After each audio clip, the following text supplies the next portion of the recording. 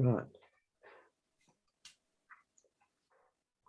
Look, welcome to this conference, and later on Ray will give you a more formal welcome in about 3-4 minutes time. But I'm Tim O'Hearn, and I'd like to say, in the spirit of reconciliation, the Theological Reflection Commission of the New South Wales Ecumenical Council and the attendees of this conference acknowledge the traditional custodians of country throughout Australia and their connection to land, sea and country.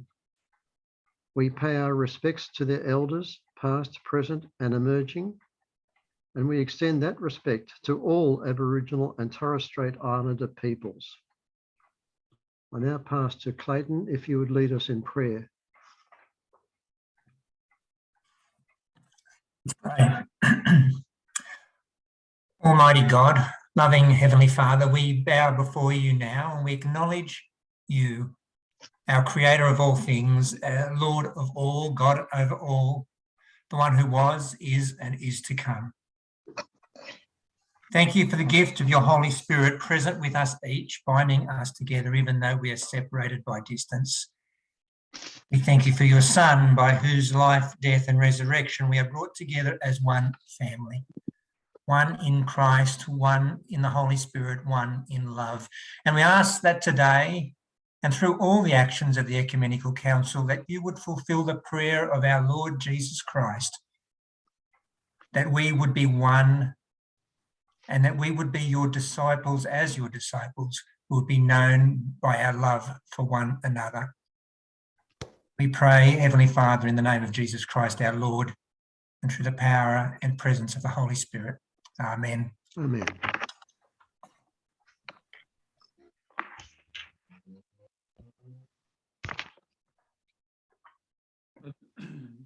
Doru, I think that it falls to me to welcome people more formally to this conference, and to do so on behalf of the New South Wales Ecumenical Council. You know, if one is ever asked to tell the story of the modern ecumenical movement, one usually begins by saying, well, it all started with an international missionary conference in Edinburgh in 1910. And that's largely true. One of the things we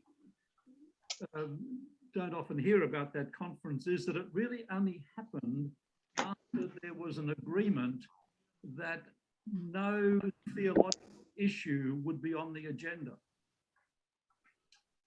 And that was particularly at the request of the Anglicans, let me say. But nevertheless, that was one of the reasons why to go ahead. Nothing theological could be discussed. But it was quickly realized that the ecumenical endeavor would have no future unless those issues, those theological issues that were the cause of division in the church, were not seriously addressed. And thus began the faith and order movement. And so that the theological issues have been part of the ecumenical endeavor ever since. And as councils of churches in Australia, whether at the national level or the state level, we've always had a theological commission under one name or another. And in 1995, when the papal encyclical Unum Sint was published, it had a really big impact on our theological commissions here in Australia. Certainly it did it in our one with the New South Wales Ecumenical Council, but also at the national level with what was the then very new National Council of Churches, which had only been 1 year before. The Theological Commission of the NCCA wrote a formal response to this papal encyclical. It was a very significant document. So when it came to 25 years on, last year, it seemed very good that we were able to do something to commemorate the anniversary of such an important ecumenical document.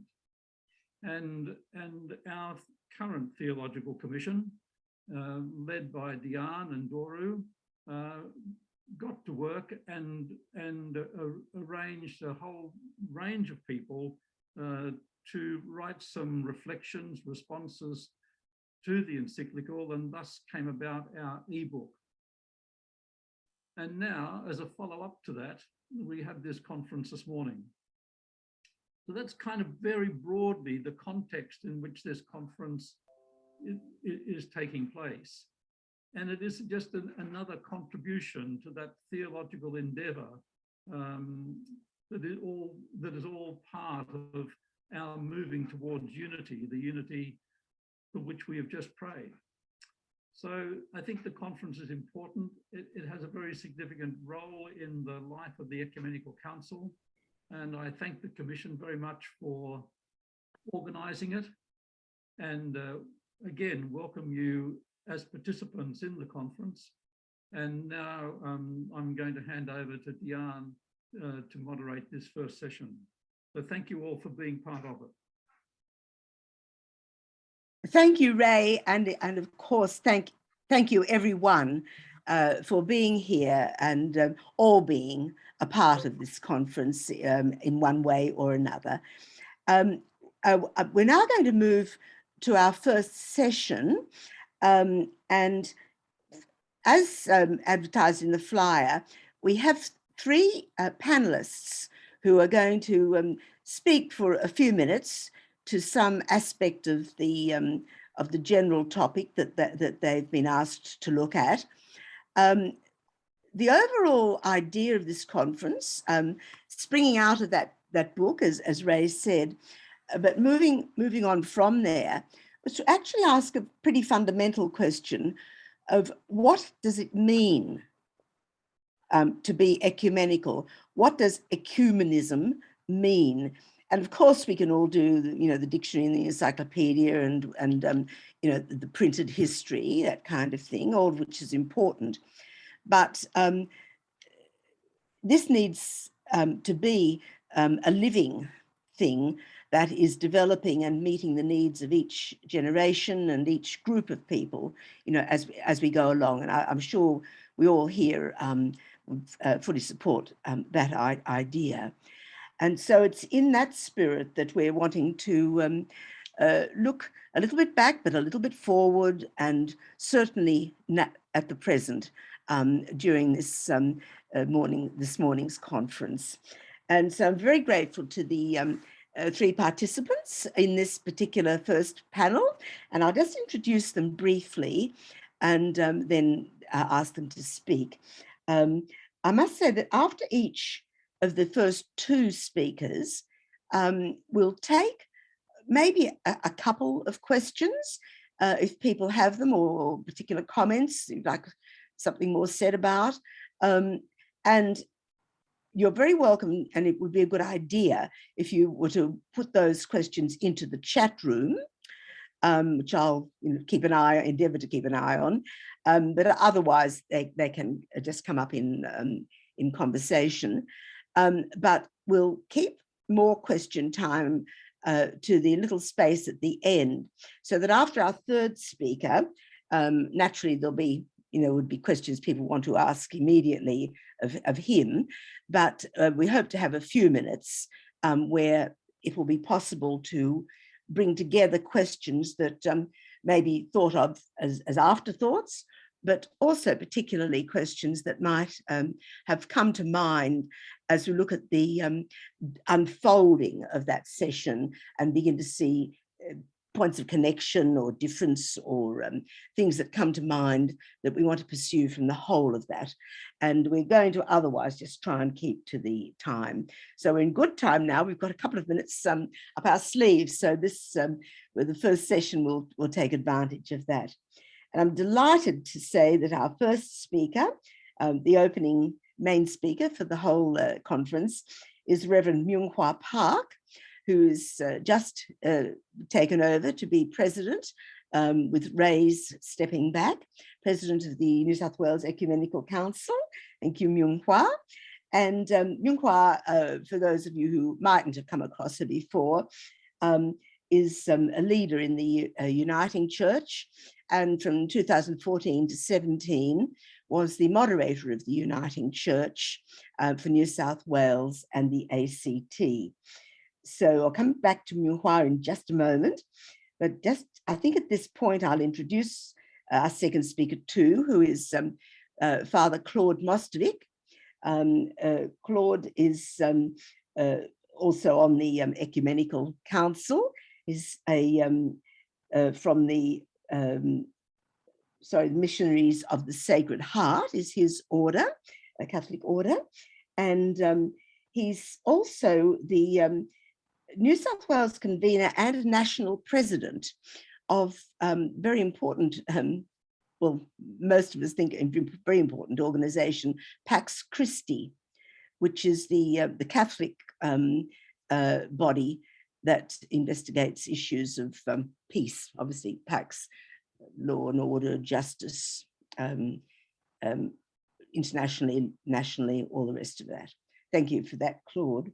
And our third speaker probably is pretty well known to most people here. This is Doug Hewitt. Thank you, Doug, for being part of this. And Doug has been involved with the Ecumenical Council on and off for many, many years. He was the Honorary General Secretary between 2012 to 14, but he had an earlier role on the staff of the council, and he's been a faithful ongoing contributor to all manner of things connected with the Ecumenical Council. So having just announced who our members are, I welcome them especially, the members of the panel. I'd like to ask Reverend Myung Park if you would like to present your paper, Myung, and we'll move across to you. And again, if people aren't actually speaking, throughout, it would be good to mute. So, thank you very much. Myung, over to you. Thank you, Diane. Greetings in the name of our good Lord, who binds us together as brothers and sisters this morning. I'm from this wonderful land, Gandangara and the Darak place.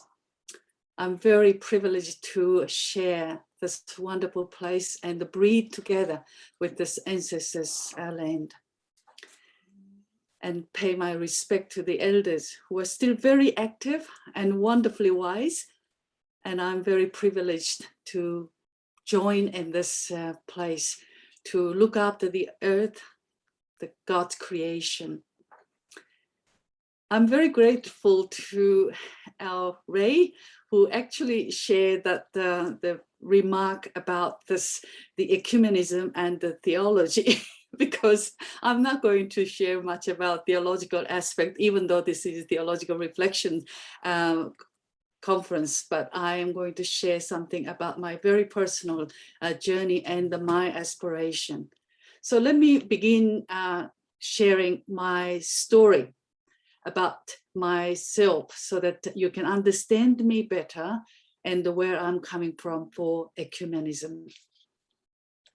I came from Korea, and probably you can see the background that I chose, so that reminds you that we're talking about the global issues. And Korea was relatively new to Christianity, and I became the first generation Christians in my family at the age of 18. So becoming a Christian in Korea means that you are taking on a new set of values and practice, and are expected not to participate in the traditional rituals, such as anniversary of your ancestors. Thus, being a Christian in Korea means that you abandoned your old practice to conform to Christianity's new values and world views. Subsequently, you break away from the relationships and the structures that held you in unity and harmony within your family and the community. I have 5 sisters and 1 brother. Thankfully, some of my siblings, one by one, became Christians, but into different churches. One became a staunch Presbyterian who was worried about our mother being a Buddhist, and another become a devout Catholic who lived like a nun, become a total stranger. Then another joined a Pentecostal church. We didn't understand her. And then I became a Methodist while I was at university, which was started by Methodist missionaries. Then joined the Uniting Church when I came to Australia. But there is more to our family story. My other siblings remain faithful to Buddhism like my mother. Since we took different paths, we did not talk about our faith practice, just in case we might offend or criticize the other. Furthermore, Sunday was no longer a suitable time for us to get together, as it was the holiest segregated day. So speaking about unity, I am neither qualified nor have anything constructive to offer. However, as a person whose faith journey has been shaped and influenced by people and places where ecumenism is one of the intrinsic practices for Christian witness, I too have the same passions and concerns to those who contributed to this wonderful book, ebook, a celebration of Ut Sint, the 25th anniversary, and also perhaps all of you here this morning. Let me be honest that I did not read the entire ebook with its contribution from 34 people. However, I read some of them that I selected from the list of contributors based on church, gender, lay or ordained, following the Uniting Church's practice for a balanced representation. But I want to take this opportunity to talk about my aspiration and commitment to ecumenism, which I share with the people who contributed to the book. And if I may, I would also like to raise a few questions about our ongoing commitment to ecumenism in the 21st century. As a young missionary from the Methodist Church of Korea, I went to Pakistan, where I lived with the people of different cultures, languages, and the religions. But in that foreign environment, I successfully ran a center for children with disabilities because other Christians shared a common call to serve the poor. Technical Service Association Center for Disabled Children was supported by Christian Blind Mission, the Church of Pakistan, Catholic missionaries, and the Methodist Church of Korea. We were all working together as a one body of Christ. The difference in our theology, ecclesiology, and the varying rituals did not stop us from reaching out to the most advantaged children. Each provided what they could. And together we were able to witness the love of God in Pakistan, the strong Muslim country, and to witness the unity in Christ. We don't have to be a biblical scholar to understand why Jesus said to his disciples, "Love one another. By this, everyone will know that you are my disciples, if you love one another," quoted from John's Gospel. My experience in Pakistan gave me a taste for ecumenism, the way of experiencing Christ in and through us. Ironically, once I became an ordained minister who works for the church in the name of Christ 24/7, I became inward looking and preoccupied with the institutional church's mission or agenda, instead of becoming an instrument of Christ in the world. The word ecumenism was remembered only when the local churches met for the prayer service during the week of Christian unity and announcing Christmas ball offering at the time of Christmas. Then one day, my ecumenical spirit was relit when the bullet smashed the church's window shortly after the canola rites. I contacted the other churches and the mosque in the area and suggested that we come together to show that we are united in our desire for community harmony and peace. All agreed. We held a peace walk. People started at one church with a prayer session, then walked to the other, did the same, and finally we gathered at the steps of the mosque where we all prayed together. When the disciples complained about someone who was using Jesus' name but not following the group, Jesus said, "Do not prevent him. No one performs a mighty deed in my name who can at the same time speak ill of me. For whoever is not against us is for us." Jesus wasn't worried about us and them. So why should we? I was encouraged by the reading the celebration of Unum Sint, the 25th anniversary, which raised a question in order to renew my commitment to ecumenism. Am I self-critical enough? Am I willing to change to serve the common good? I might put this question for all of you.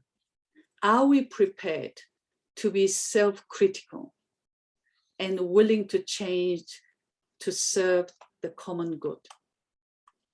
Shall we dream together one day that we see each other without the tag of Catholic, Protestant, Orthodox, Quakers, Muslim, Buddhist, but see each other as the sons and daughters of God, reflecting the humanity and be able to work together for common good. Thank you very much. Very much, Myung Hwa.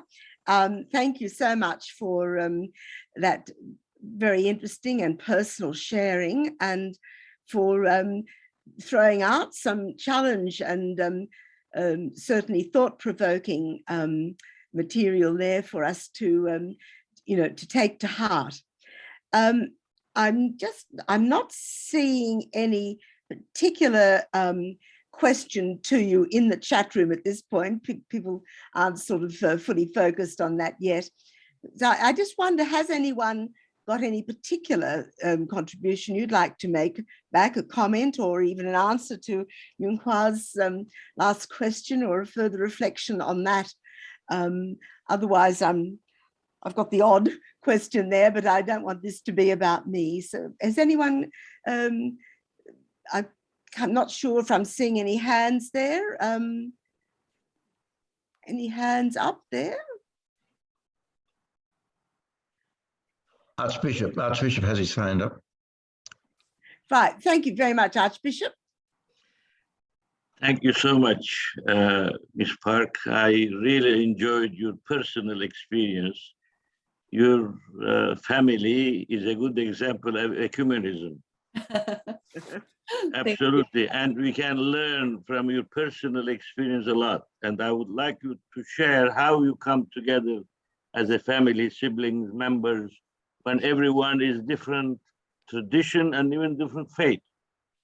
I'm pretty sure somewhere, somehow, you speak about your experience, your unique journey in this life. Together, you share it. As you said, we as ecumenic body, we come together sometimes only when we pray or there is a need or something, whereas ecumenism must be everyday way of life as we share our Christian traditions together. So I would really enjoy if you say a few words about interaction within your family. You said that you don't discuss theology, I guess, but somehow, even without discussing theology, I'm pretty sure you speak certain, feelings about what you do, how you feel. That even itself is a theology. Thank you.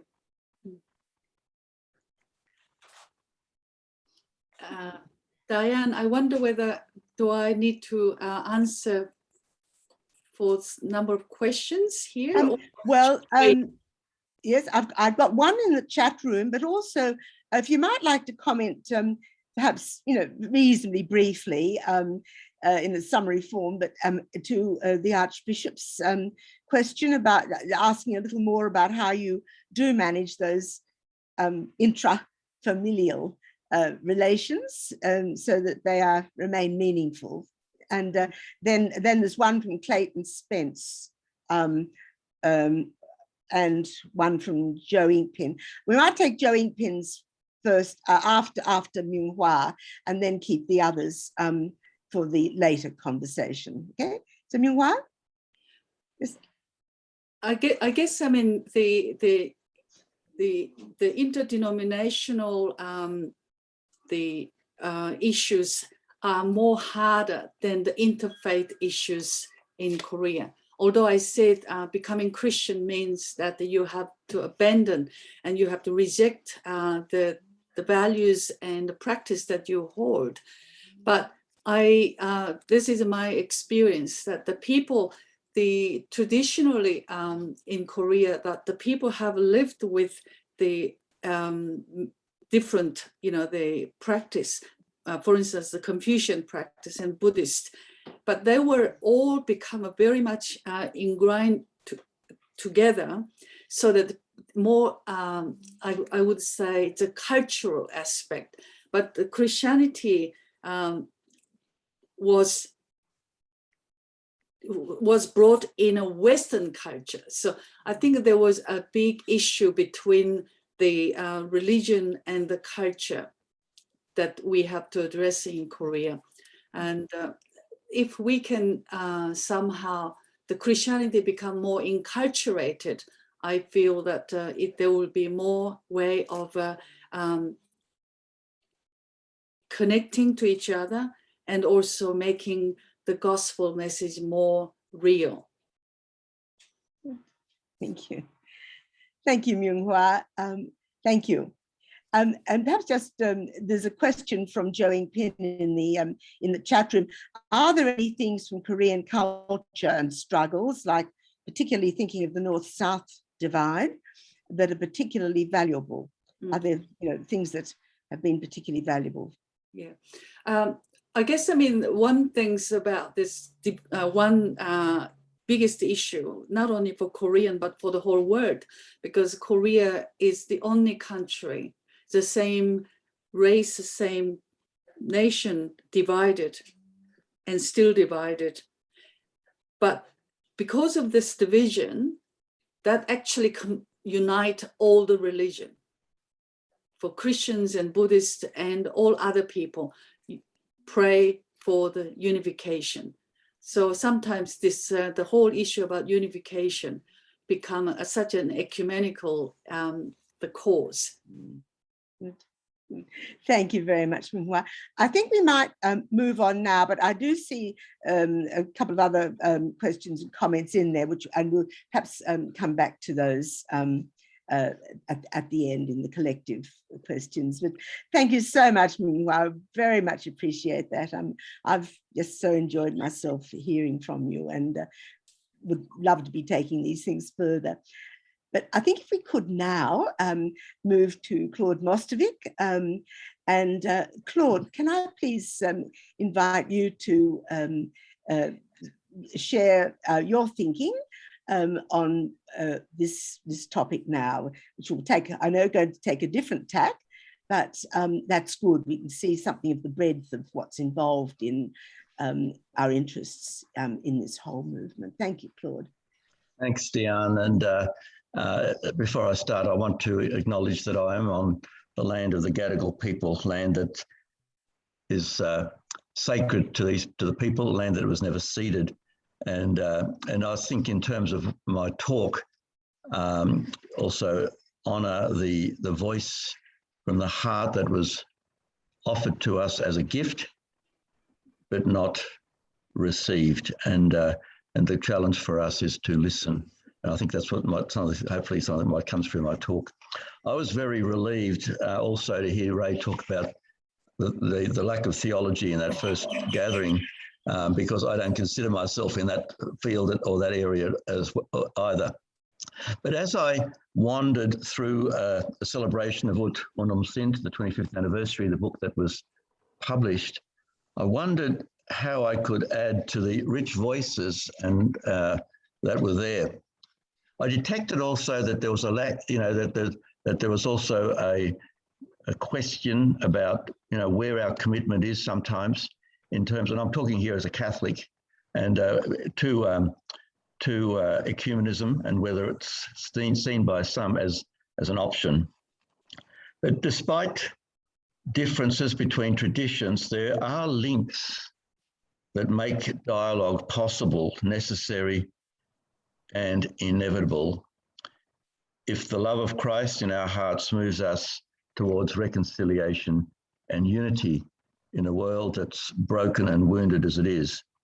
And it requires a listening that makes possible the hearing of the cry of the poor and the cry of the earth. The ebook that was published last year links Pope John Paul, and also Pope Francis. But Francis, I think, takes things a little bit further. Unum Sint, the document from Pope John Paul, synthesizes the Church's journey through its history. It appeals, as we've heard, a response to Jesus' prayer and desire for unity amongst his followers. It calls for a dialogue that prioritizes discovering and receiving the riches of others.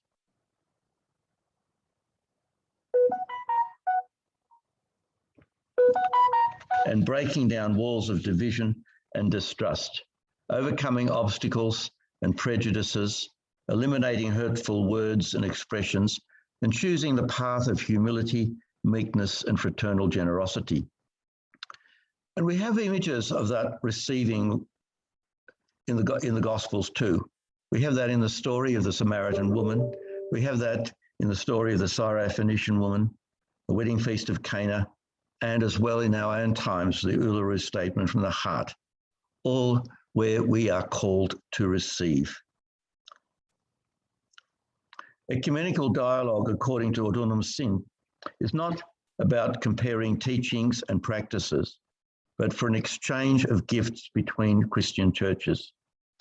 We have here as an umbrella, the one heart that loves and speaks and walks alongside us and calls for many voices to make it present in our different parts of the world in which we live. I was made in Germany, but born in Australia, and raised in a mixed marriage of migrant parents. My mother was a Lutheran from Germany and my father was a Catholic from Poland. There never seemed to be much suspicion about the denominations. It seemed even naughty that my mother would take us to church sometimes in a Lutheran church when we knew we weren't supposed to go in those days. But anyway, but it was quite good to sort of know we were just breaking little rules. Not my mother wouldn't have known that too much, but I knew that having gone to a Catholic school. But it seemed to be that sort of division seemed to be outside the family. My encounter with people from other denominations over the years has made it clear that being a Christian with others dwarfs any of our differences. I've been nurtured by thinkers such as Thomas Torrance, Rowan Williams, C.S. Lewis, Paul Tillich, Dietrich Bonhoeffer, Jim Wallace, Jürgen Moltmann, as well as many other Catholic theologians as well. And alongside my Catholic community, my faith has been anchored in those sorts of encounters. And also one of them has been, as I would like to specify, is with the Ecumenical Council Peace and Justice Commission, of which I've been with over more than 20 odd years. Here was not an abstract ecumenism, but a framework to share God's message of incarnate love for all people, as well as creation in Jesus. It means we can't ignore. I'm sorry, I just need to. We can't ignore. I've just lost my place.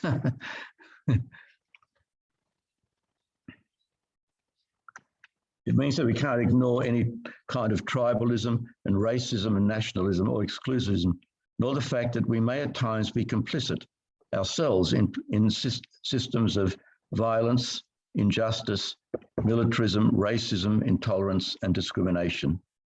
Hence the challenge of justice, of right relationships that contributes toward reconciliation and unity.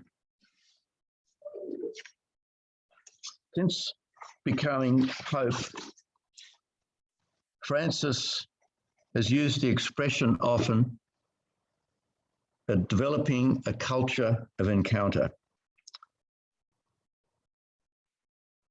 which has been communicated not so much through words, but through gestures. He has said very little over the years since he's been Pope about ecumenism, but he has done much through ecumenical gestures and cultivating relationships, not only with other churches, but with marginal groups and Indigenous peoples. But he has cultivated those relationships with the Orthodox, with evangelicals, Pentecostals, and Lutherans. And witnessing through gestures is of greater importance, it seems, for him. For example, when he was asked by a young person during the World Youth Day in Krakow in 2016, "What must I say to my friend who doesn't believe in God? How do I convert him?" And Francis replied, "The last thing that you must do is to say something. Take action, live. Then seeing your life, your witnessing, the other one will perhaps ask you why you live like this." It's in the area of justice and peace that the God of life calls us to let the suffering speak from the earth, and the suffering colonized, excluded, and marginalized and discriminated people amongst us. This is a call for the preferential option for the poor. It's a call for us to go public by building bridges and speaking the truth beyond our walls. There are many contrary examples of structural violence. There are the weapons or physical force, but also the mere tolerance of widespread poverty, humiliating treatment of the stranger, trade, disparities, inequality, where vast amounts go to military spending and a pittance to the eradication of poverty, hunger, and sickness. Unum Sint uses the word dialogue often. This dialogue of love, as it suggests, points to a collaboration in commitment to freedom, justice, peace, and the future of the world, where a united voice inculcates respect for the rights and the needs of everyone, especially the poor, the lowly, and the defenseless. As emphasized also in Matthew 25, "I was hungry and you gave me food."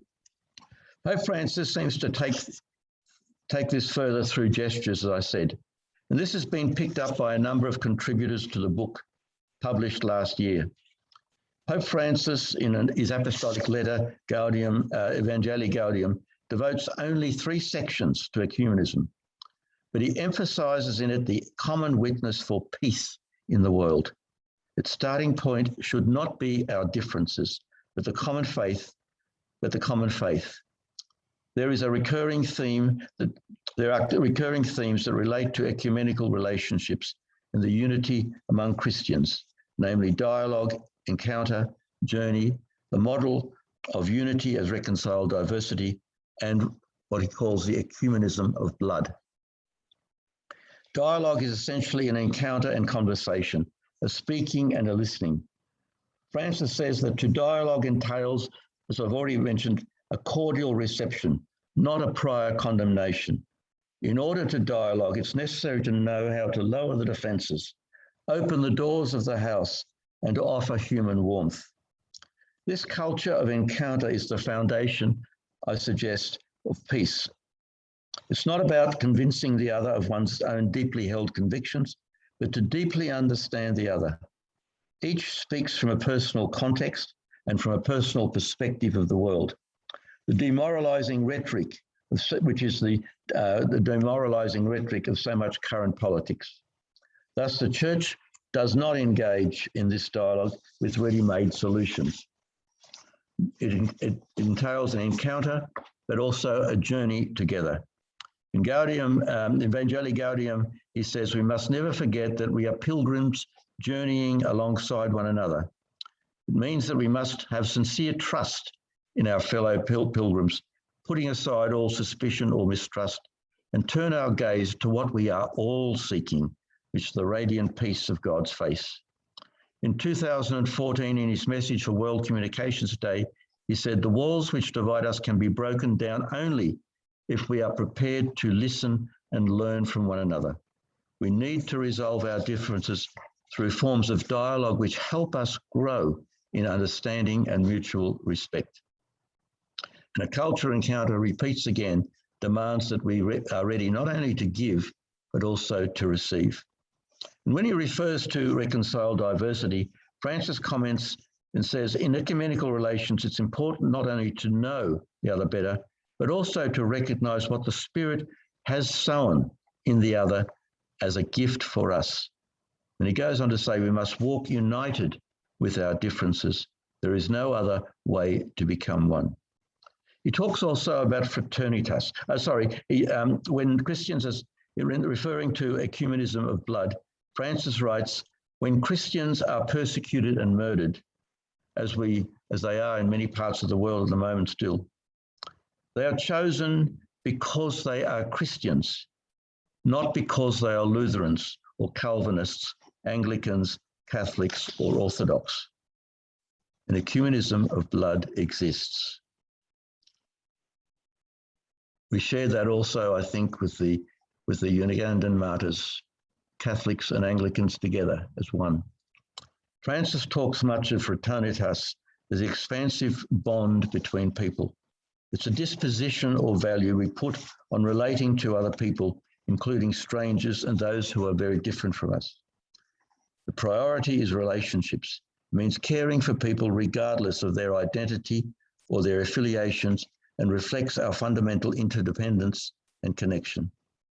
As St. Francis of Assisi crossed many borders and built many bridges with people, Pope Francis calls on all his brothers and sisters, regardless of religious tradition or national origins, to see things in a new light and to develop new responses to the challenges before us.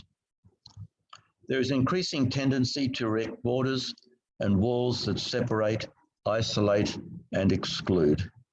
And often it's the most vulnerable in our world who are excluded.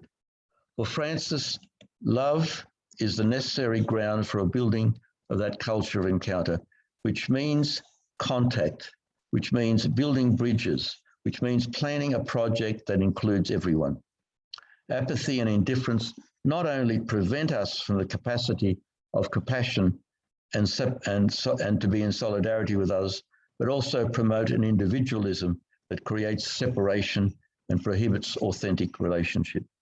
The ones who suffer the most, as I've said before, are the poor and the vulnerable. Toward the end of Fratelli Tutti, the last encyclical Pope Francis has written, he says, in many parts of the world, there is a need for paths of peace to heal open wounds. There is also a need for peacemakers, men and women prepared to work boldly and creatively to initiate processes of healing and renewed encounter. And those sorts of words speak to us as Australians in regard to refugees and asylum seekers, to strangers, and also to our First Nations people. In the final chapter of the encyclical, he appeals to all religious believers, regardless of tradition, to be agents of reconciliation, recognizing the fundamental commitment we all have to promote what is called the common good. In Evangelii Gaudium, which I mentioned earlier, it calls us to a renewed personal encounter with Jesus, or at least an openness to let him encounter us. God is vulnerable amongst us in reaching out in hope for a response that leads to a structuring of the society where we can encounter each other as well as the living God. This culture denounces, as I highlighted, situations and systems that promote structures that marginalize people. He criticizes a system that obsesses over a stock market downturn, yet ignores the death of a homeless person. The poor are of particular importance because they are the most ignored and seen as the most dispensable. As well as denouncing injustice, the prophets of encounter also proclaim what is called the goodness of human relationship.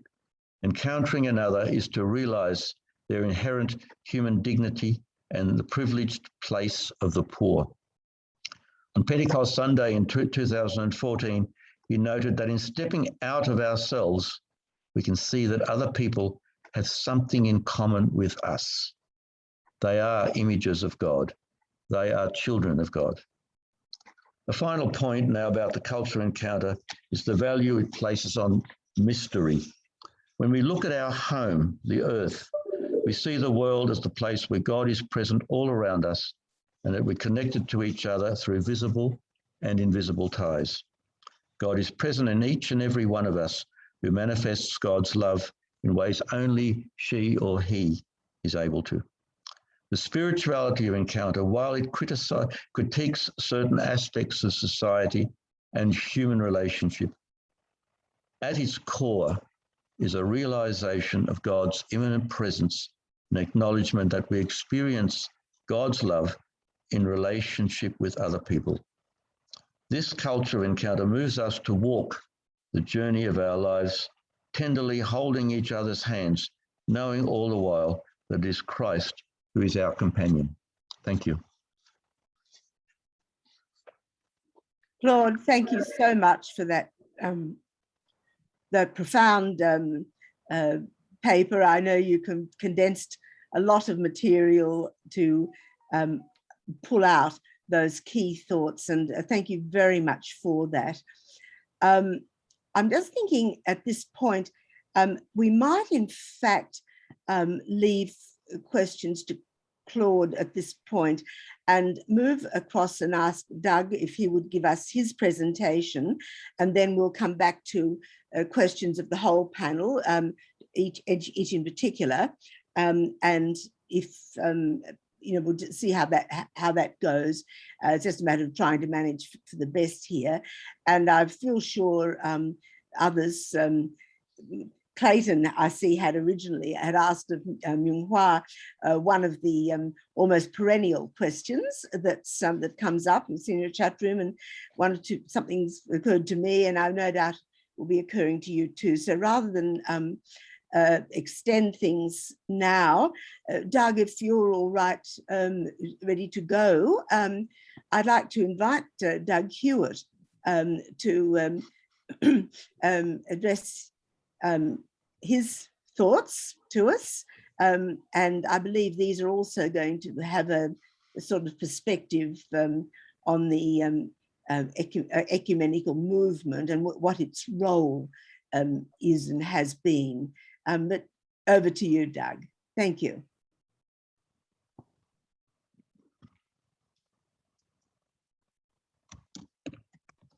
You're muted, Doug.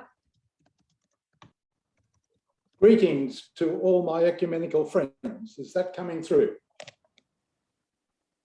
You can hear me now. Good.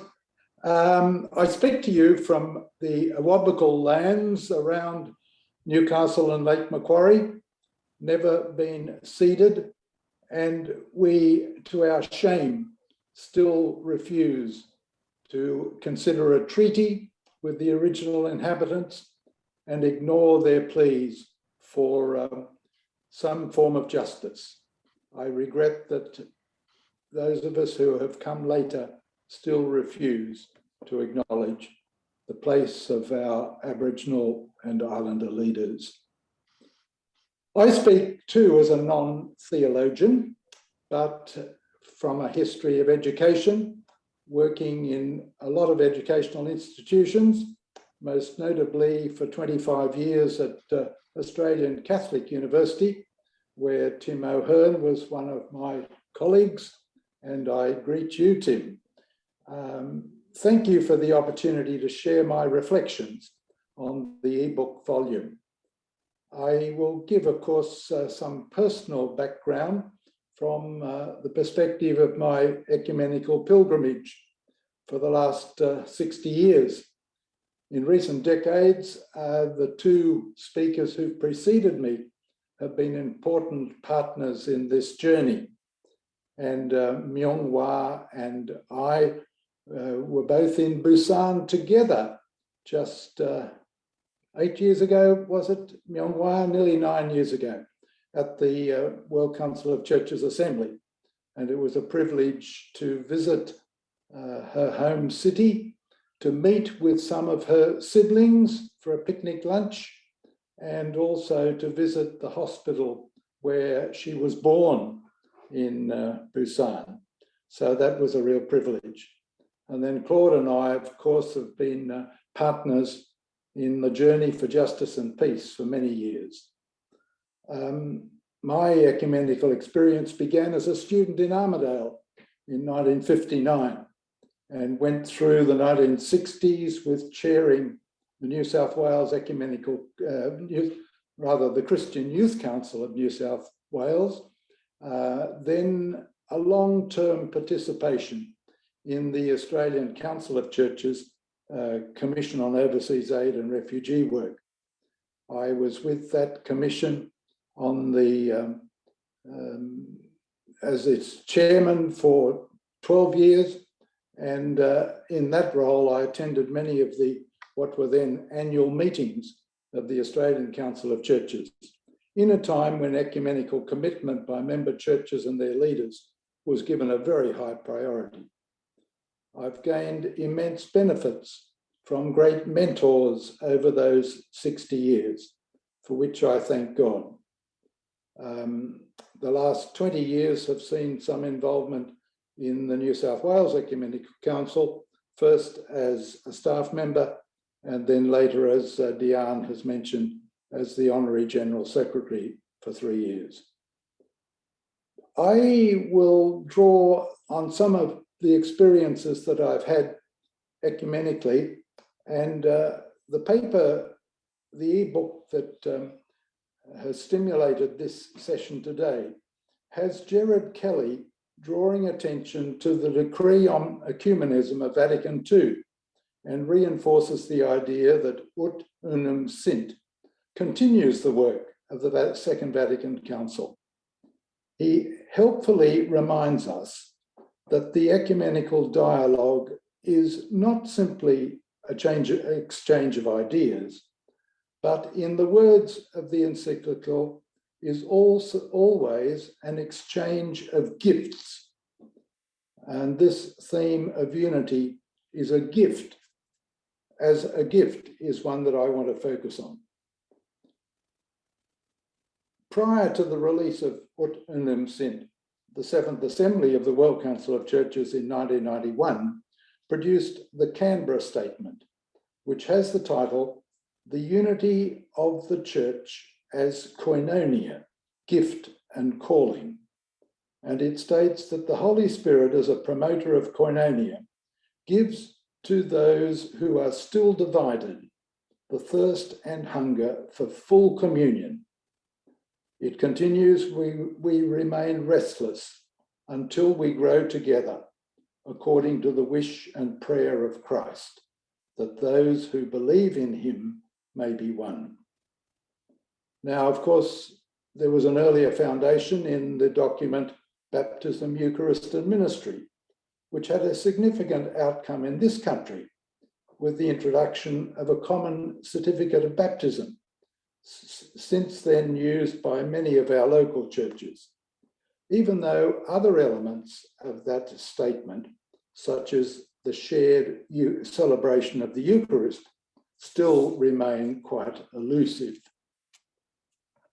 Gerard Kelly also refers to other important contributions on the journey towards Christian unity. He mentions the paper, The Church Towards a Common Vision, which was endorsed by the World Council of Churches 10th Assembly in Busan.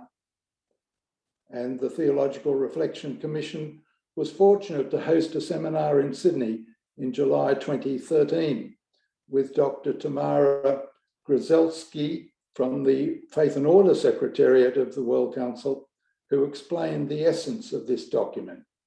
And she said it's a gift for discerning the next steps towards visible unity. So again, we're reminded that unity is a gift. It's been a great joy to be present at 3 World Council assemblies when such significant theological documents have been presented. They've all inspired greater efforts from those of us who strive for the gift of unity for which Christ prayed.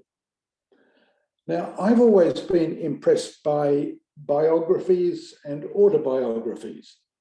And just recently, I've been reading some on Angela Merkel, and I recommend those who've written about her. But one ecumenical prophet who has had a great vision of unity was an unassuming cardinal from our shores who was never as well known as his peers. In his autobiography, which he called My Years in Vatican Service, published in 2009, the Australian-born Cardinal Edward Idris Cassidy, President of the Pontifical Council at the time of the release of Ut Unum Sint, reflected on the achievement of the encyclical and the journey which led to its release. I urge you to try and find Cardinal Cassidy's autobiography. It's worth reading. Cassidy comments in the book, and I quote, "During my years at the Pontifical Council, there was talk from time to time of a winter of ecumenism. That was never my experience," he said. "The 11 years I spent at the Pontifical Council were the best years of my life." And this was after a career as a Vatican diplomat for more than 30 years in a variety of postings around the world. Not bad for a boy from Bankstown in Sydney, who in his teen years accompanied his friend to the Methodist scripture lessons at Parramatta High School because they were not as boring, he said, as Catholic scripture. In retirement in Newcastle until his death last year at 96, Cardinal Cassidy often reminisced about his life's experiences. He welcomed a ride home after ecumenical gatherings, and he frequently spoke about his joy of meeting representatives from many churches when they visited the Vatican, and his delight of staying with generous hosts at places like Lambeth Palace with Archbishop George Carey and his successors, as well as once attending an Ashes cricket test in Nottingham with Geoffrey Wainwright from the World Methodist Council. He confessed that, as expected, they cheered for different teams on that day. Now, Cassidy always painted a positive future for the ecumenical endeavour, which he certainly conveyed to us in Newcastle when he spoke publicly on occasions such as the service for the Week of Prayer for Christian Unity. He always remained positive about what he called the gift that unity offers to us all. So a biography of Cassidy is well worth reading. Could I just give a minute to Receptive Ecumenism? It's a movement, of course, with which most of us are familiar. Paul Murray came here in 2012 from Durham And as a result of that visit, the Ecumenical Council was inspired to produce the book, The Gift of Each Other, Learning from Other Christians. This book was launched at the Polding Centre by the two Archbishops of Sydney, Cardinal George Pell and Dr. Glenn Davies, in a mutually collegial event. At the launch of the book, Dr. Gideon Goosen, the editor, describes how people from across the churches were invited to tell their own stories of what they learned from members of churches other than their own. These accounts are used to provoke questions for group discussions on the lessons we can take for our own local ecumenical dialogues. If you don't have a copy of this book, please contact the Ecumenical Council to order one or more, as it's an excellent stimulus for local ecumenical study. Of course, Receptive Ecumenism still continues, and there's to be a conference in Sigtuna in Sweden next year. If only we could travel, we might be able to get there. Finally, I just want to mention what is happening in preparations for the World Council of Churches next assembly in Karlsruhe in Germany in August next year. In preparing for that, the Reverend Dr. Susan Derber, who's the current moderator of the Faith and Order Commission of the World Council of Churches, has been writing a number of articles. In the recent Ecumenical Review, she writes, for the first time, the theme of an assembly puts love at its heart. Dr. Derber's conclusion in her article challenges us to transform our usual approach to theological study. She asks this question: what could it mean to discover anew an ecumenical movement that is founded on love, profoundly moved and inspired by love, and unafraid to talk about love? What could it mean to renew ecumenism so that it finds new shapes, forms, and styles in more holistic ways, embracing all of body, mind, and heart?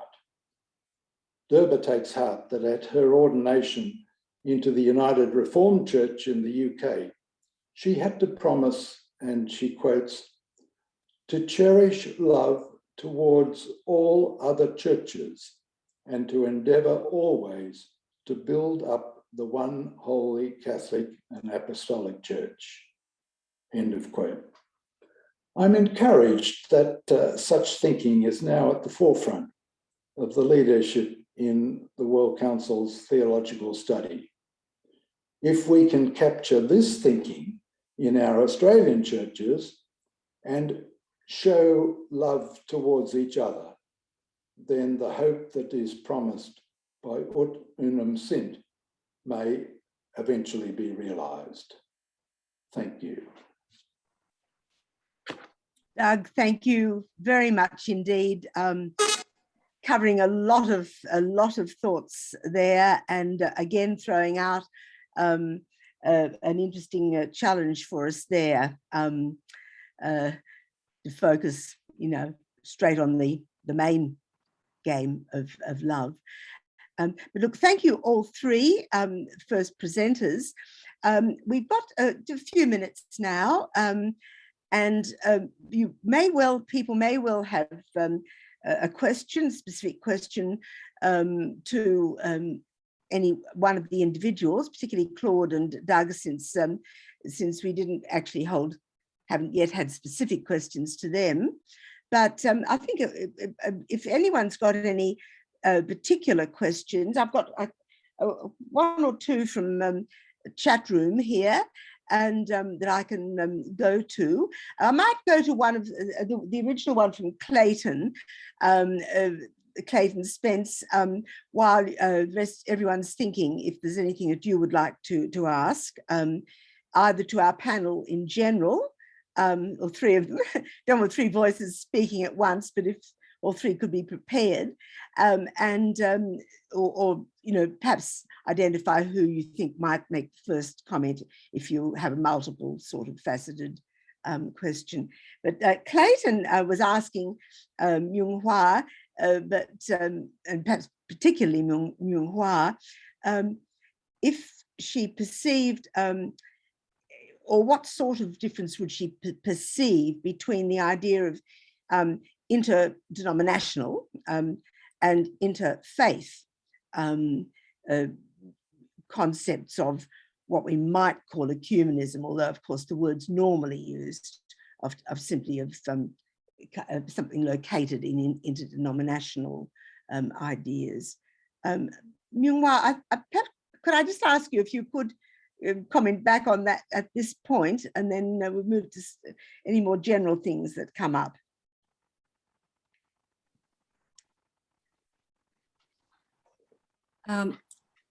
Well, I have left Korea in early 1980s. So when the ecumenism has been encouraged and reintroduced, I wasn't really kind of there to experience the lots of people. But I can only say this a little, that as I said earlier, about the whole theological process of enculturation has been introduced, so that the interfaith dialogue has been actually taken between the Buddhism and the Catholic churches. I think that was because of very much to do with this the encyclical that the approaching the people across the faith. Now, the differences between interfaith and interdenominational ecumenism.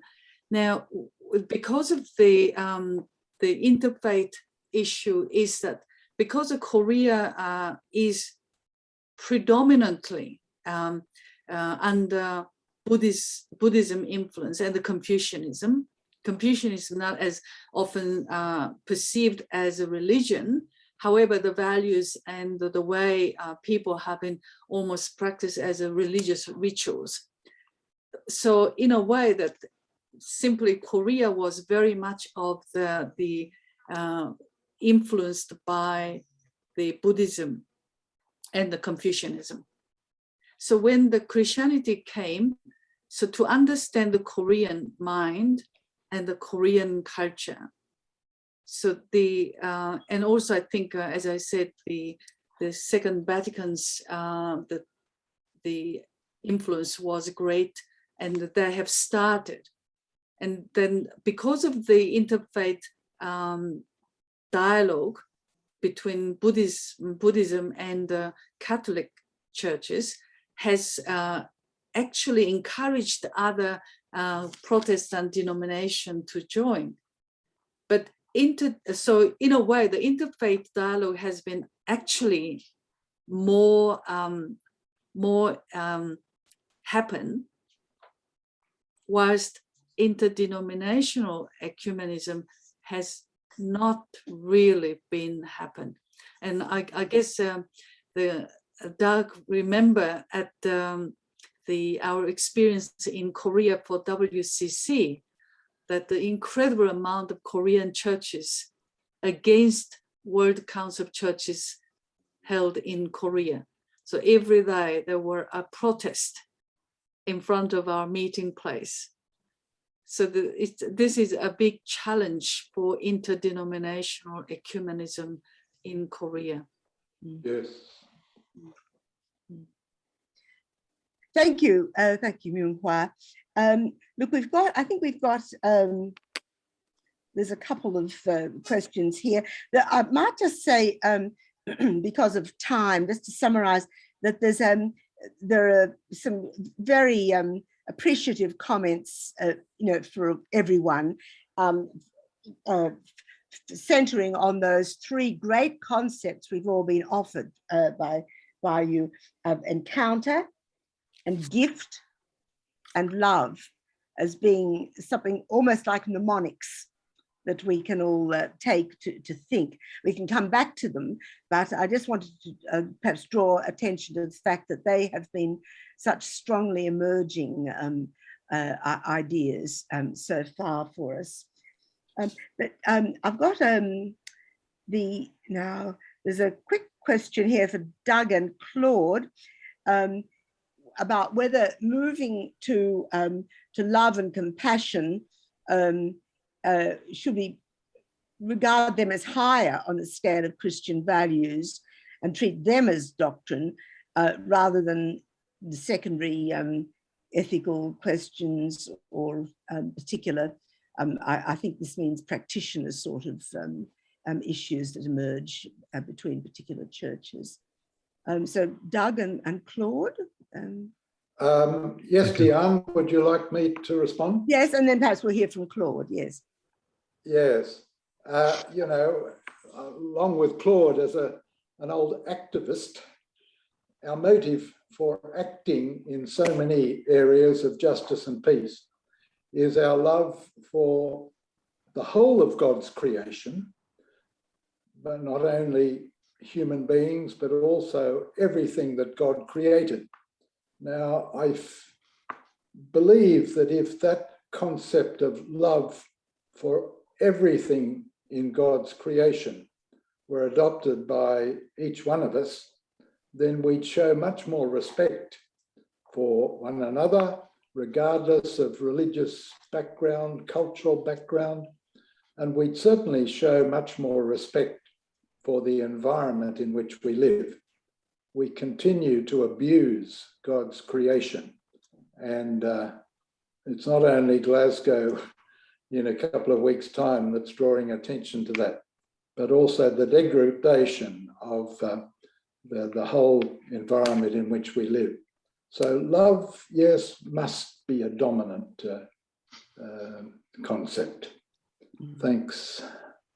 Thanks, Doug. And Claude, would you like to give us the last thought on that? Thanks, Doug. I think Doug put it really well. I belong to a congregation called Missionaries of the Sacred Heart, and it's basically about the love of God in a human heart and is expressed in our everyday lives. And one of the mottos of my congregation, and I was saying that should adopt it, is to be on earth the heart of God. You know, in our relationships and our encounters and so on. To say whether it should be a doctrine, I don't know, because I think love is at the heart. It's about God being present with us and us being present to one another. And I think the three concepts, when we talked about encounter and gift and love, they sort of merge for me, you know, I think. And I think if we make it a doctrine, I think then it sort of becomes removed from us. But the call is to make that concrete and make that love concrete through encounter, through gift, through reception, and so on. Mm. Thank you very much, Claude. Look, you've been absolutely wonderful first panel. Thank you very much indeed for the richness that you've offered us this morning. And in faith we say, we thank God for those offerings which he's given us through each of you. Thank you very much indeed. This is the point at which we signaled there might be a quick coffee break and we'll actually get going again, I think on schedule at 25 past, but if we could actually be really ready to go then, not still be drifting back. And indeed, I think Doru and I are planning to leave this, leave the panel, leave the conference room open. So please, anyone who wants to go and get that coffee or whatever, please go and do it. But otherwise, if others anyone might just like to be chatting a little bit, we can use that time now just for a very few minutes, okay? And so we'll definitely be all back here at 24 minutes past 11, ready to go. Thanks. Thank you all. Good.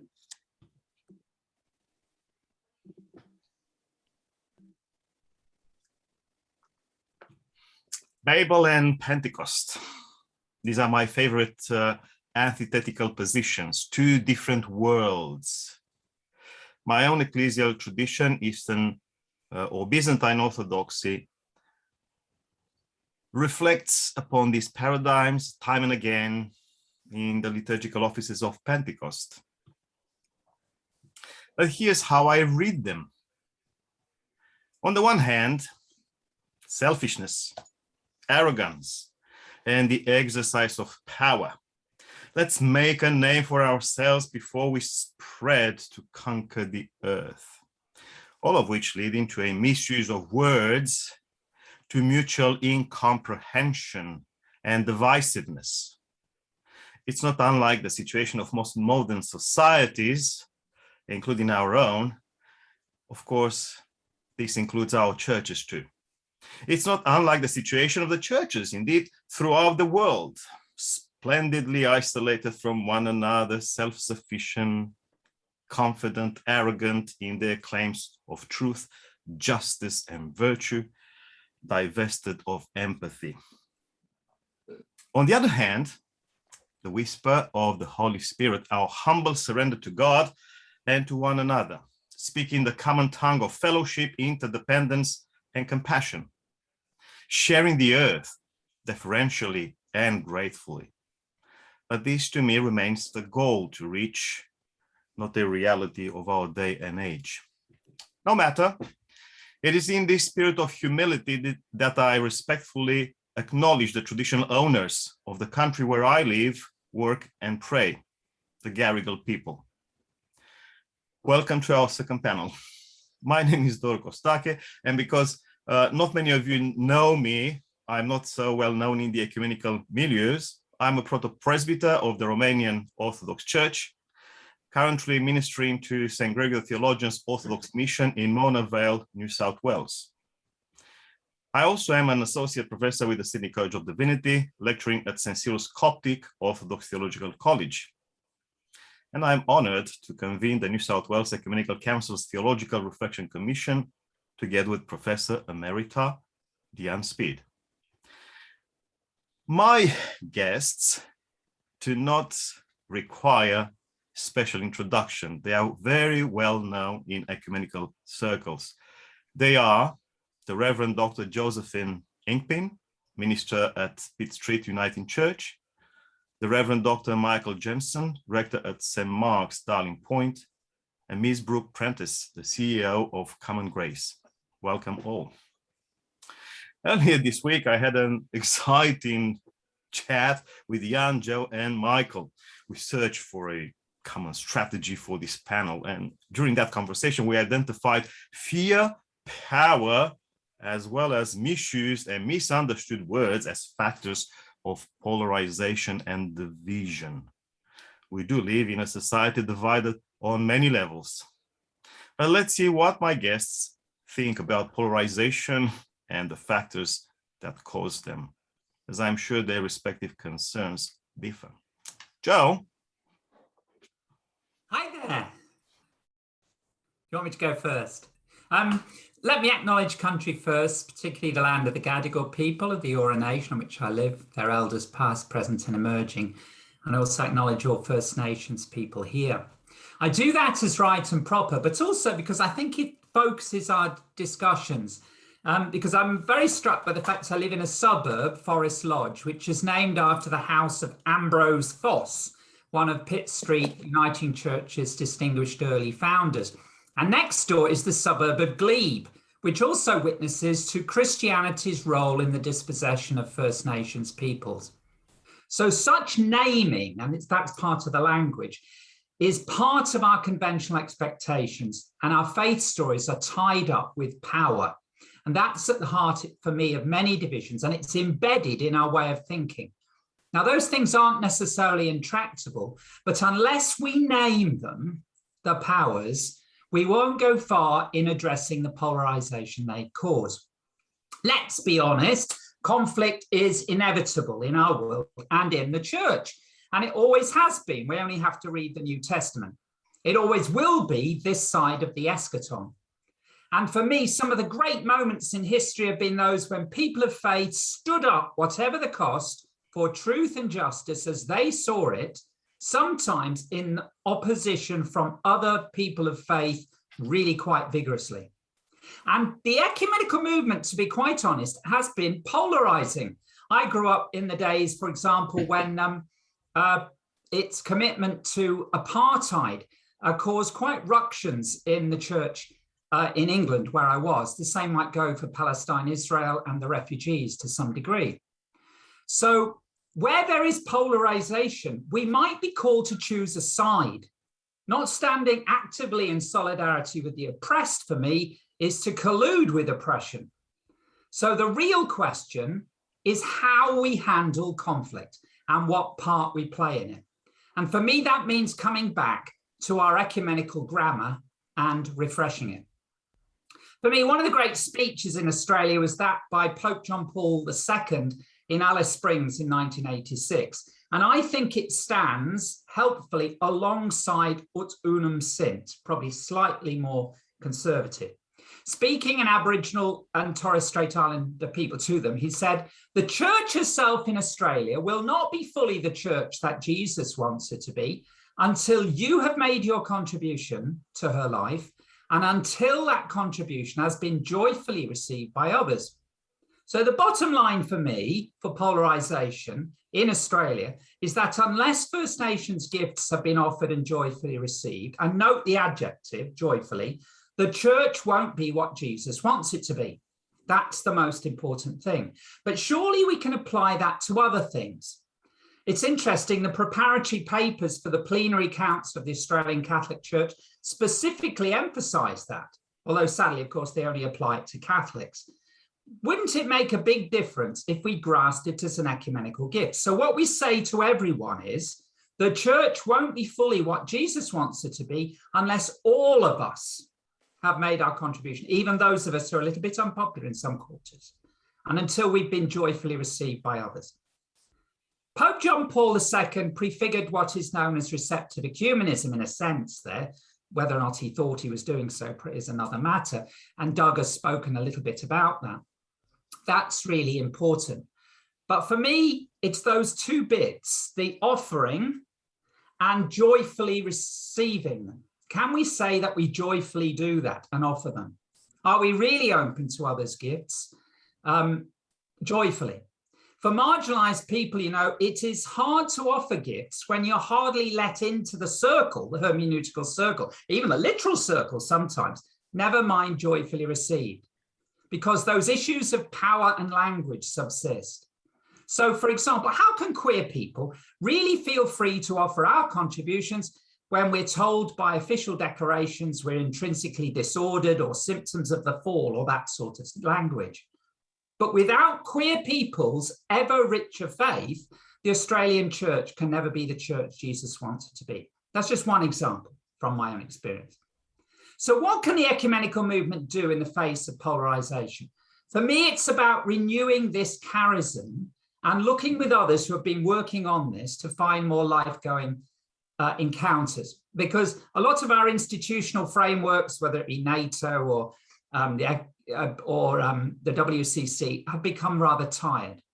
And it's not been helped, we have to be honest, by deliberately conflictual partisan media and the collusion by people like Facebook. This media is concentrated and serves the interests of those who grow ever more mega wealthy and powerful. And we have to admit that. But we should take heart, because the ecumenical DNA is there and it has worked, sometimes impressively, with other features in the past. And it does so when it attends to three things. So those are the bits I want to offer you. Firstly, attending to people, processes, and power. Firstly, people. What we have to say is, and I'm one of those who'd say this very strongly and bear this in my being, that we're not simple binaries. We're not good and bad, male and female, left and right, heretic or orthodox, queer or straight. There isn't, for example, a transgender ideology, as a current bill in New South Wales Parliament asserts. Indeed, like many groups of clergy, if you get a bunch of trans people together, we're like a bunch of cats. Good luck trying to work out an ideology from us and any shared agenda, apart from staying alive and growing in human dignity. And that's what we all want. So can we work together on those things rather than putting people into different boxes. So all of us here are full of nuance and complexity, aren't we? I mean, we might have different churches we come from, but we're full of ambiguity and paradoxes of grace. And so I think we need to acknowledge that, our shared humanity and the divinity in each of us, even as we disagree. That's the most important thing. Secondly, processes. The Difficult Conversations Laboratory of Columbia University talks about complicating the narrative. And that's something I think ecumenists need to do and often do. It offers us pointers central to ecumenism. To move beyond log jams, they say, ask different questions from the obvious. For example, what makes you feel this way? How do you feel the other side receives what you say? And what do they want, do you think? What would you like others to know about you? What does your group need to learn about others? And what is the question no one is asking? Researchers also find that it's helpful to take an article, for example, on a difficult subject, and then ask different people to draft a common word about its issues. And actually, that's exactly what the Theological Reflection Commission has done, isn't it, with ut unum sint. Similarly, you can use processes, although I've got some qualifications about them, such as open space and talking circles, very helpful. Amplify contradictions, say these labs. Widen the lens, listen more, and check that you actually heard what you thought you heard. Expose people appropriately to the other side, for example, through good stories and events that are less challenging but bring people together. For me, that brings us back to nurturing something like the middle axioms, which great ecumenical pioneers like J.H. Oldham and William Temple developed in their own times. And interestingly, there are helpful contributions offered by queer theologians. Patrick Cheng, for example, the Episcopal priest and professor, talks about how we can move forward with intersectionality. And that's crucial, I think, for the common good through human unity and diversity. And it's partly about complication, but it's part about maturing. Like many queer Christians, Chang affirms rainbow theologies, which seek to encompass our immense, what Doru said, Pentecostal diversity of race, culture, and different ability, as well as sex and gender. We're never in one box. So Cheng outlines what he calls multiplicity, middle spaces, and mediation as queer gifts to the wider church and world, as well as to queer people. Finally, people, processes, let's look at power. Peter Coleman, one of the leading American researchers, has a book out recently called The Way Out, How to Overcome Toxic Polarization.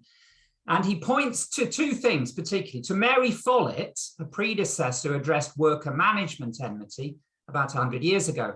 And she articulated power with as one way to work through conflict.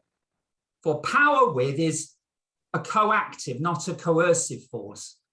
And marginalized groups, beginning with disability advocates many years ago, put it this way: nothing about us without us. And unless we face that reality of bringing everybody with us, we just won't get anywhere. And maybe that's part of the witness of the marginalized to context and participation.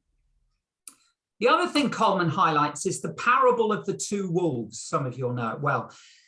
Anger, envy, greed, arrogance, and ego, which represent fear, and the other stands for joy, peace, love, and hope, kindness, generosity, and faith. Which wolf will win in a fight? He says, the one that we feed. Or as one of my great heroes, Jan Morris, put it, a great Welsh writer and transgender pioneer, kindness in particular is a really overlooked virtue. Kindness so easily disappears in the heat of conflict, but it's really vital, and it's a core ecumenical virtue. It helps with good language, good processes, and the possibilities of joyful reception. And so that's part of the pathway I think we might tread. Thank you very much, Joe. It appears that there's a direct continuity between this session and the previous one. where everything was about finding that way towards meeting each other, that culture of encounter Claude was mentioning. Yes, it takes the pain, the self-sacrifice of listening to one another. And yes, well, we have to consider each other for who we are, as we are, and to try to travel together. Thank you very much. So let's move to Michael. What are his views? What are his concerns? Michael, can you share your views with us, please? Can you introduce yourself? My concerns at the moment are that Joe gave such a polished presentation, and all I have is a couple of points on a piece of paper. Thank you very much for your reflections, Joe, and you've. I mean, many of the things you've said, I would agree with here. Particularly that unity is ultimately an eschatological hope. The unity, it's a spiritual gift. It's of course a work of God's Holy Spirit, and so that really helps us, because as we proceed with an ecumenical conversation, it overcomes one of my first reactions to the thought of ecumenical conversation, which is fear.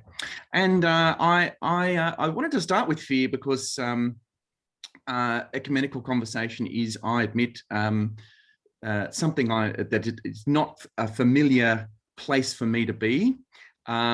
It's not something I've been part of the theological reflection panel before.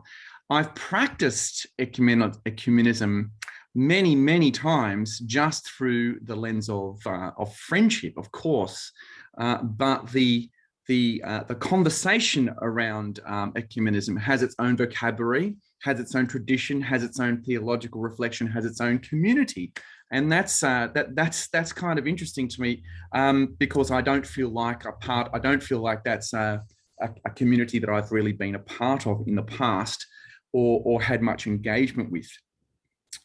So fear comes because I wonder, what am I going to have to concede, or what will I not be listened to in a conversation, in an ecumenical conversation? Will I be seen as too conservative? Will I be seen as a dinosaur lumbering into a much more modern kind of conversation, part of the old rather than the new world? But I think it is the eschatological hope that we have, the confidence in the gospel of Jesus Christ, that gives us the capacity for such conversations in the first place. So I'm reminded that, and as I say, that the unity as a work of the Spirit is something to be prayed for, not just something to be forced. It's not something that is artificially constructed, but as a work of the Spirit in that sense. I wanted to address the place of experience and feelings in ecumenical discussions. Inevitably, we bring our experience and feelings to the table, as we must, because that's one of the ways in which we are able to have the diversity of perspective, the way in which a conversation like this might actually proceed with some kind of reality. And of course, we need to be skilled listeners as we engage in ecumenical discussion. But there's something that can be nuclear about experience and feelings. You can bring, if we privilege feelings always, then we lose sight of the enduring and the eternal. I find that if we have a conversation where you bring your experience, I bring my experience in, and this is my particular experience, there's nothing that can be said in reply to the experience. We must all just listen to experience and accept that it's there. But I'm not quite sure how conversation might proceed on the basis of experience. Since experience needs, of course, interpretation, it needs some kind of commonality to proceed in a genuine interaction between human beings. So that quote I had was from Oliver O'Donovan, writing recently, the English ethicist, theological ethicist, the risk of privileging feelings. I'd be interested in people's perspectives on this, on the place and the role of experience, because it is every experience to be how can we move beyond just the mere sharing of experiences into some genuine integration? I mentioned friendship before. I think friendship is the path forward in many senses. I've found that it's the preparedness to be friends across theological and denominational boundaries that has enabled genuine learning to take place, which of course then takes time.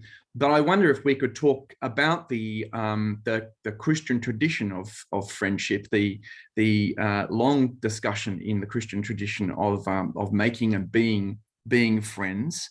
And if we could speak about the practice of friendship, it's possible for us to be friends and not agree. And that to me is the kind of the pattern, the template that I think is really enticing with the idea of friendship.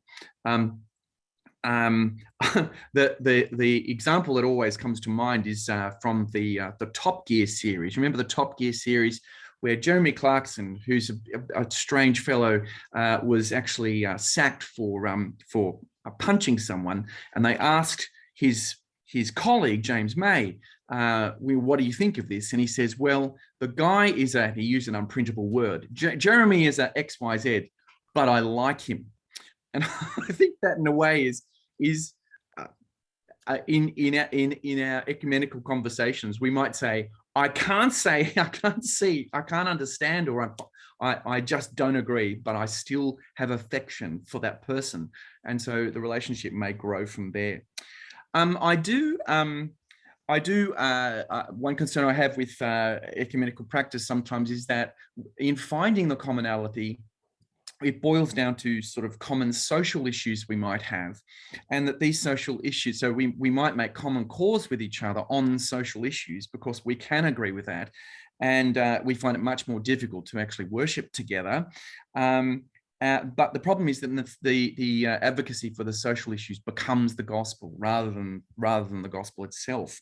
And so the church then becomes an advocacy group, which to me is not the church. The church's role is to be faithful to its Lord, and that is in particular its mission. So there becomes a lowest common denominator, and I do wonder in trying to throw a blanket over such a diversity of views, whether we end up with depending on where we sit, a more progressive political vision or a more conservative political position. And it's really then about a political position rather than about something distinctly Christian. That's just my back of a beer mat notes. Thank you very much. I hope there's something to take further in that. Thank you, Michael. So the idea, as you put it, is somehow to work within the traditional boundaries of our churches, ecclesial communities, and so on and so forth, but perhaps to adopt a different spirit, which is more Christ-centered, gospel-centered, and rather than developing new processes and new approaches and strategies and so on and so forth, perhaps it's just a matter of learning to meet one another, have a simpler conversation, as I hope we could have in this setting even. Is this how would you put it? Me? Well, exactly. I mean, sitting down, I mean, unfortunately, we can't eat together, but it would have been great to have lunch. And I think actually superb to have eaten together and to have shared informally as well as formally. It is through this sort of conversation that I've met people who've become, dear friends, and then learnt an enormous amount. Then I feel like the work of the Spirit has taken place through that, rather than through some kind of official process, however important and serious that might be. Yeah, I think that this is also what Joe conveyed. It's this idea of actually meeting people, being together with people, and regardless of the settings where we move, it's this idea of actually taking in consideration the presence of one another. And I believe that's the ecumenical way, at least from my viewpoint. Yes. Having said that, I do think ecumenical. I think this might be a distinctive Christian way to be together as well. Not only are we hopefully less ready to demonize the other. I really hope that that's the case, whoever they might be. But we might actually be able to say no to the other. I don't agree here. I really don't think that's right. In my conviction, we can say an honest and open no, and yet still retain that friendship, which with an eschatological hope. I feel there's an authenticity and a reality to that. I try to practice this on our podcast. My podcast partner, Reverend Myung is, we're both of sort of evangelical persuasion. We share a lot, but we differ on many things. And the point of the podcast is to show good disagreement, not just to show, that's your view, that's my view, but actually to engage with those things in a serious way that is also respectful. That's great. Actually, indirectly, you managed to answer a question that was asked in the chat about good deeds, and I think kindness and listening to one another is a crucial good deed. Okay, let's listen to Brooke. Brooke, what are your views? What's from your viewpoint divisive in our society, divisive across the churches, and what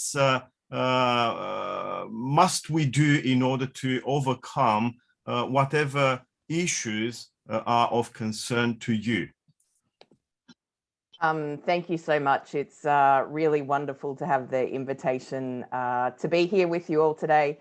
And to have this conversation with you, Doru, and Reverend Dr. Joe, and Reverend Dr. Michael as well. I guess for me, I sit here as an Aboriginal woman who is a Christian, a younger person. I didn't learn the word ecumenism until the year 2012, which was when I became an Aboriginal pastor, and therefore my Aboriginal Christian leadership journey began. And even today, there's still many Christians when I talk about ecumenism. And back in 2012, I had to learn even how to pronounce the word. And often it's followed, even today, by many people in my circles, Christians, who hear this E word and like, oh, what's that? What is this E word, ecumenism? And so it is wonderful to be here with people that do know what that word means, but shows us how far we have to go as Christians to really embrace what this concept is, which for me is one that I'm very passionate about and have been since the day I learnt it.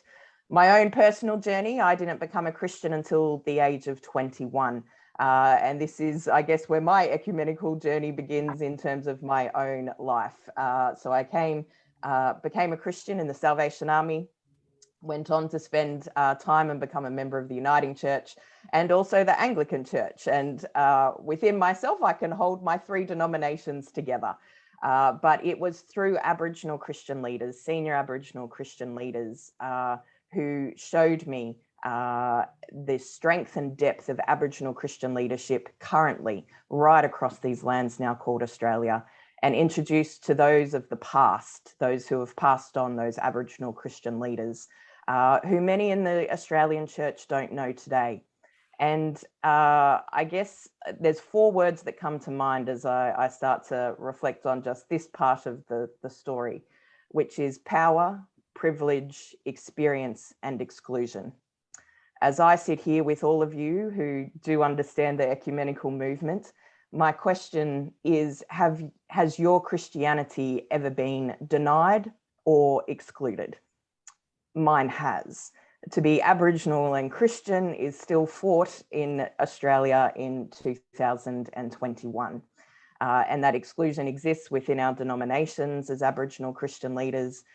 But we have been able to do incredible ministry, and Aboriginal Christian leaders across all denominations and church experiences, many volunteers. The church has not ordained us, paid us, many of these things throughout all Aboriginal Christian leaders across these lands now called Australia. But it is our peoples that love for each other, our cultural values, hospitality, generosity. These are the things that the Creator instilled in us as Aboriginal peoples, have been intact for thousands of years and still displayed today, and a coming together of community. If you go into any Aboriginal community today, you'll see, or any Aboriginal church, many actual poor white people as well. It is that kind of experience, that love for each other and community, hospitality and generosity, without many resources, without the power and privilege that enables us to come together. Today, I get to lead, I have the privilege of leading the movement that is Common Grace, a movement of tens of thousands of people pursuing Jesus and justice. We do navigate and can hold together the theological, denominational, and what some perceive as political differences. How can we hold those together? It's the same as Aboriginal Christian leaders have been able to hold together from our understanding of the gospel that's being passed on from generation to generation, and which we live and breathe through our communities today. And that is that we respond to Jesus' call to love our neighbour. That is an all-inclusive, non-discriminating love.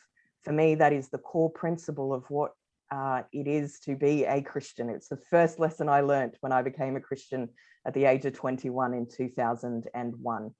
And for those of us with lived experience of injustice, these are not social issues. This is about people.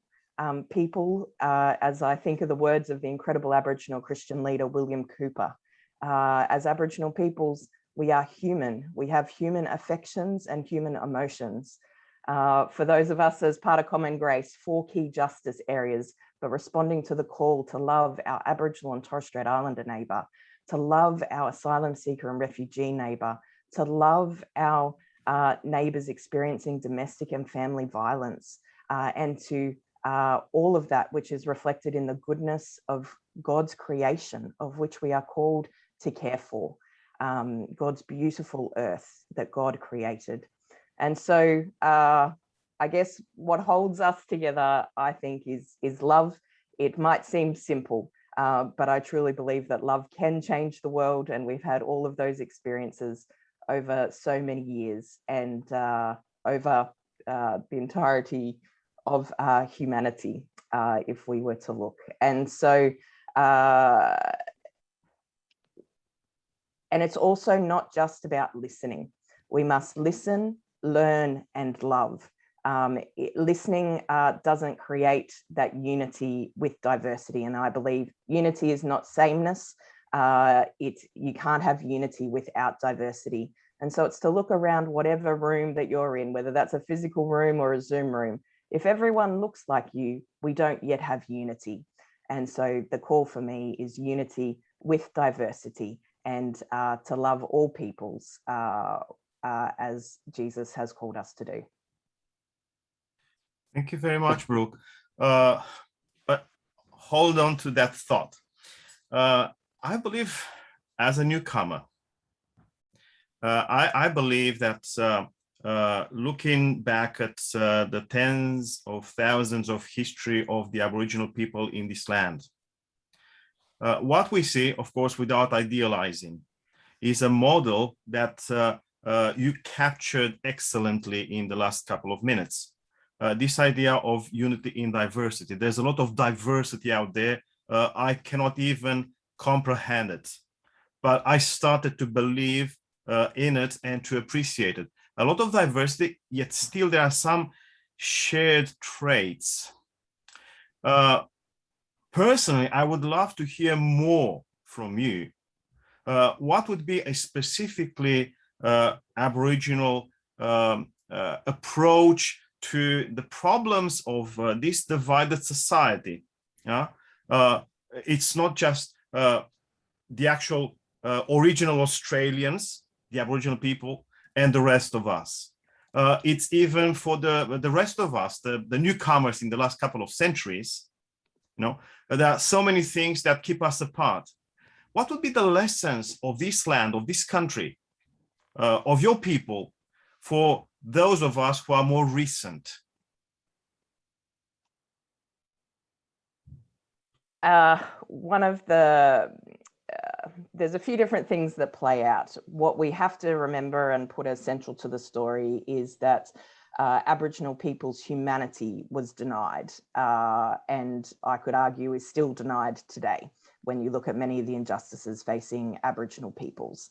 And so Christians said that we were not created in the image of God here in these lands now called Australia. We still haven't told the truth as the Australian Church or the Australian public about the depth of that injustice and the ramifications that are here today. But I guess the core example that I can give you is for Aboriginal and Torres Strait Islander Christian leaders who have suffered that injustice, that through 250 years of injustice, we can still extend our hand in Aboriginal friendship to you. What we are still waiting for is those to extend their hand back. Core to our cultural values of hospitality, generosity is a call to share.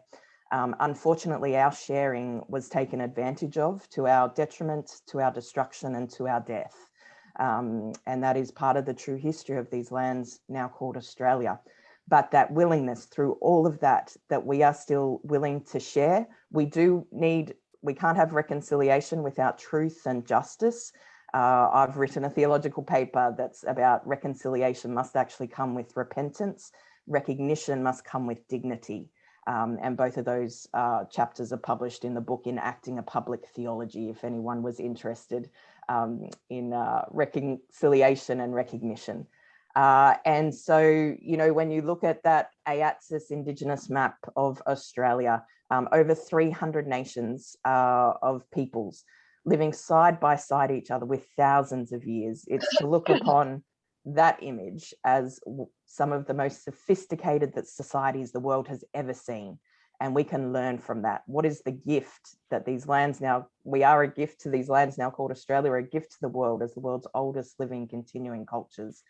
And so, yes, listen to us, but learn from us, love us as we love, listen and learn back. But we have learnt the Western way and still there is much to learn from us, and the Western way hasn't really served our country, these lands now called Australia, well, especially when we look at the destruction of creation over the last 250 years and that damage. But unless we're part of the conversation, unless we're invited, we won't be here. But is it actually about us being invited or you coming to where we are and being part of thriving Aboriginal community today? Thank you very much. Thank you. Well, I think now we can roll the ball among our three guests.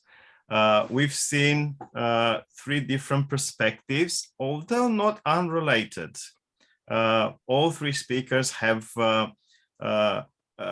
pointed out issues which of course are of great concern for themselves and I hope for the community at large.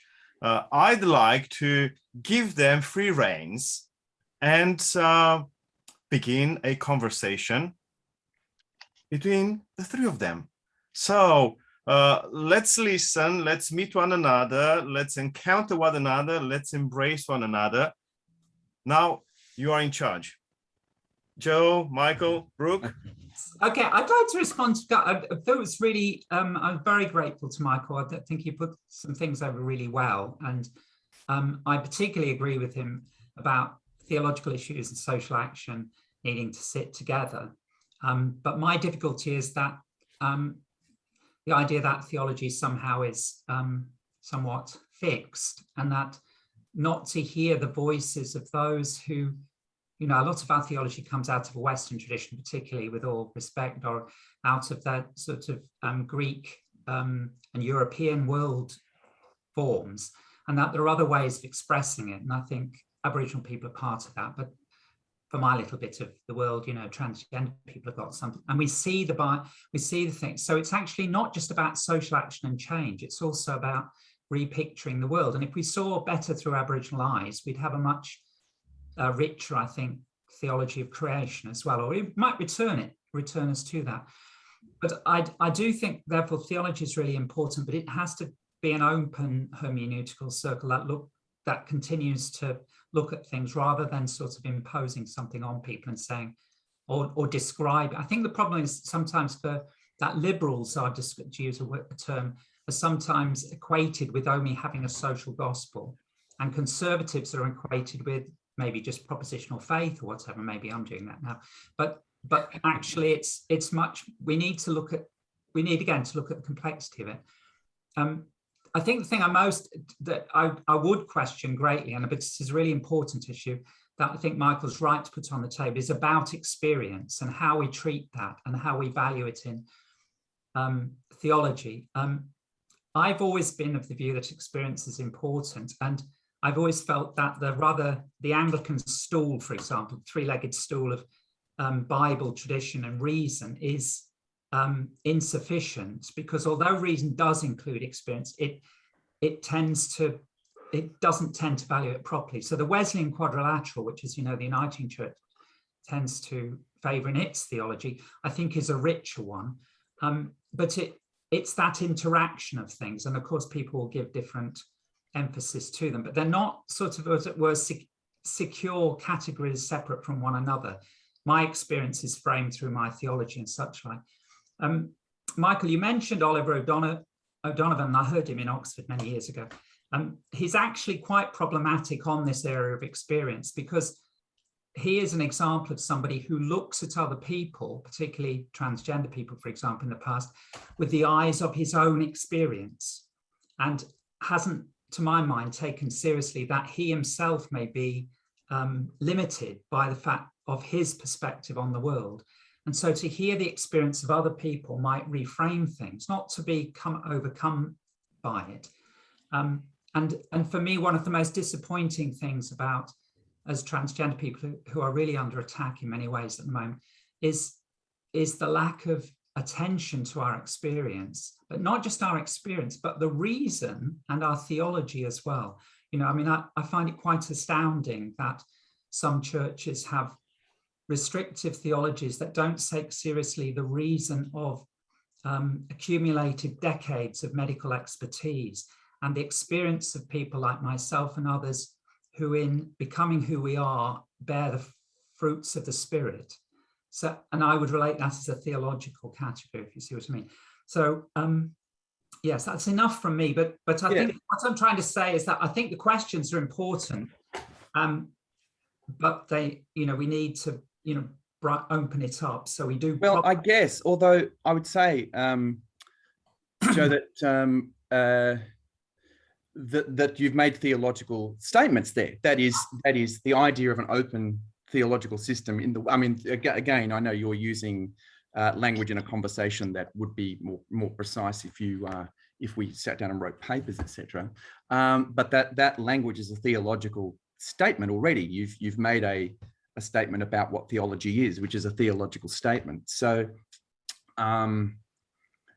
so for instance, describing the role of experience is already a decision for a particular type of theology, and then that dominates the kind of discussion, which is why I think conservatives don't really find themselves engaged by this sort of discussion. So because there's already a theological paradigm in place. You could go through. You could start somewhere else. You could start with reason, is what I'm also saying, and say reason also demands some change in some received theologies. And I would argue that tradition is far more nuanced and complex than we often accept it to be, and that the church is continually having to have a conversation because it's not absolutely clear what it is. And the Bible too has to be continually returned to. So my sort of outlook would come out of my experience of the Bible and the values I've got there, as well as experience. So it's not about prioritize that, although I think you're right to say that a lot of the polarization is when people say, well, this is my experience, you must receive this, 100% without any qualifications, without integrating with anything else. But unless that experience is properly articulated, and it can be articulated in quite rich theological terms, and that's what I see, for example, in queer theology now. There's a richness and a depth and a nuance. It isn't just sort of transgender people, for example, saying, oh, there's a bunch of eunuchs and they're a bit like us in the Bible. It's much more sophisticated. Yes, I'm aware. Yeah. I mean, interestingly, in both the three-legged stool of legend and the Wesleyan quadrilateral, it is scripture that's, I mean, in those conceptions, it is meant to be the return to scripture. I mean, Hooker in the Anglican tradition was allegedly the three-legged stool man, but it was reason and tradition and then experience as means to discuss scripture. So I do wonder again, we haven't really talked about, that's not to say the Bible is finished and clear in all respects, but that scripture is open, gives us the third in the room, if you see what I mean. It's not just you and me, it's you and me. I agree. Yeah, and if I may, it's quite interesting the fact that returning to the scriptures would actually teach us to appreciate more a traditional wisdom, which by all intents and purposes, I think we modern Christians have forgotten. We have severed ourselves from our roots because the scriptures speak of a wisdom where, for instance, theology and ethics are one. We cannot treat them separately on solid scriptural grounds or from the viewpoint of any form of traditional Christianity. And this is where I would return to Brooke's point and the experience of her people.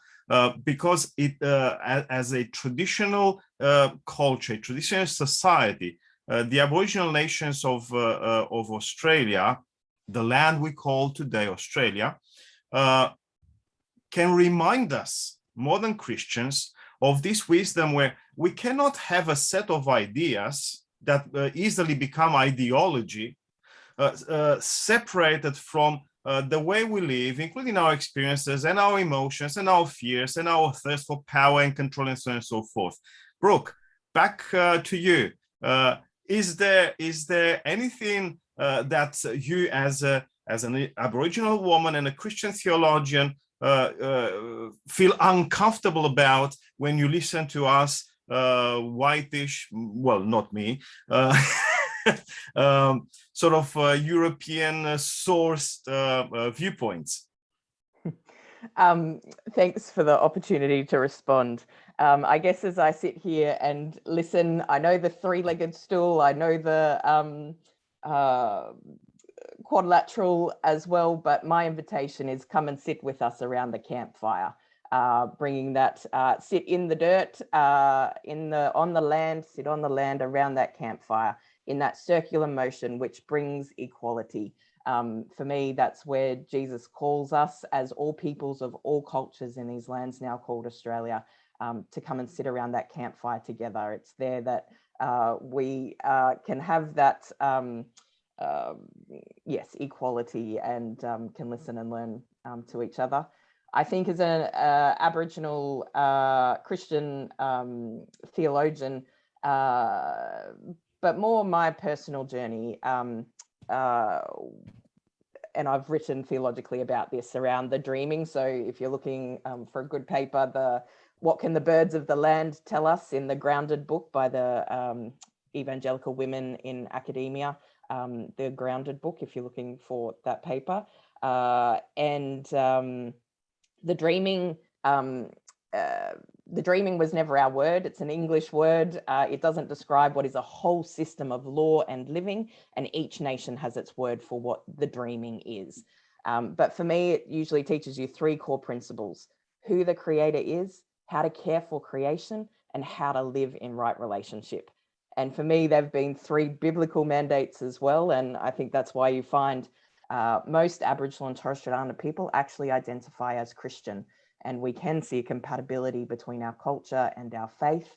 But how do we live in right relationship with each other? For me, that's responding to Jesus' call to love our neighbor. And that's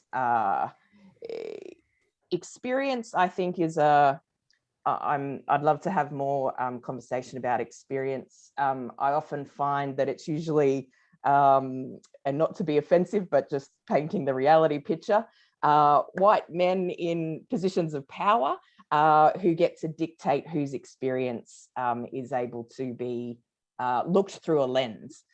So why is it actually about experience and not actually, we are people, whoever we are, whether you're a white male or an Aboriginal woman or a transgender person of any culture, that experience is debatable. You are made in the image of God. God created you for who you are, and we are called to love all peoples.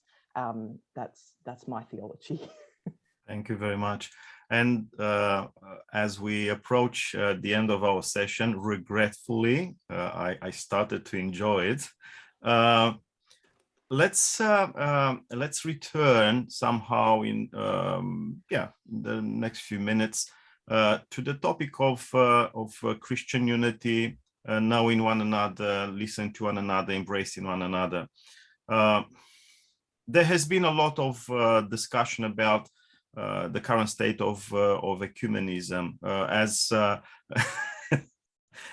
as we heard here, the word "e" is barred in many traditions, including my own, Orthodox Christians. How many of us do you see here? I think there's a couple of us. So that says hips, and I'd like you to try to reflect briefly on the future of Christian unity from your different perspectives. Since Brooke, you are on the screen still, a couple of minutes, and then we move on to Joe and Michael. I think I do sit here as the CEO of Common Grace, that movement of people pursuing Jesus and justice.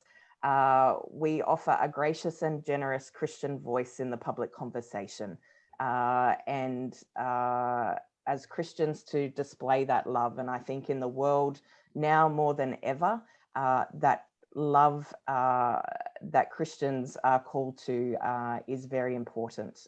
There's a lot of places where that love needs to be shown. And so the unity in love is very important, but we must have diversity to be authentic with that love.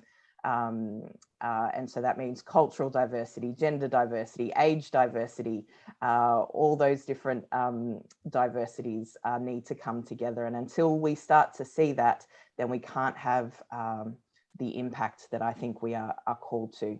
I think as Christians, one of the things I'm worried about in these lands now called Australia is that Christians keep talking about this polarization and even worse word, tribalism.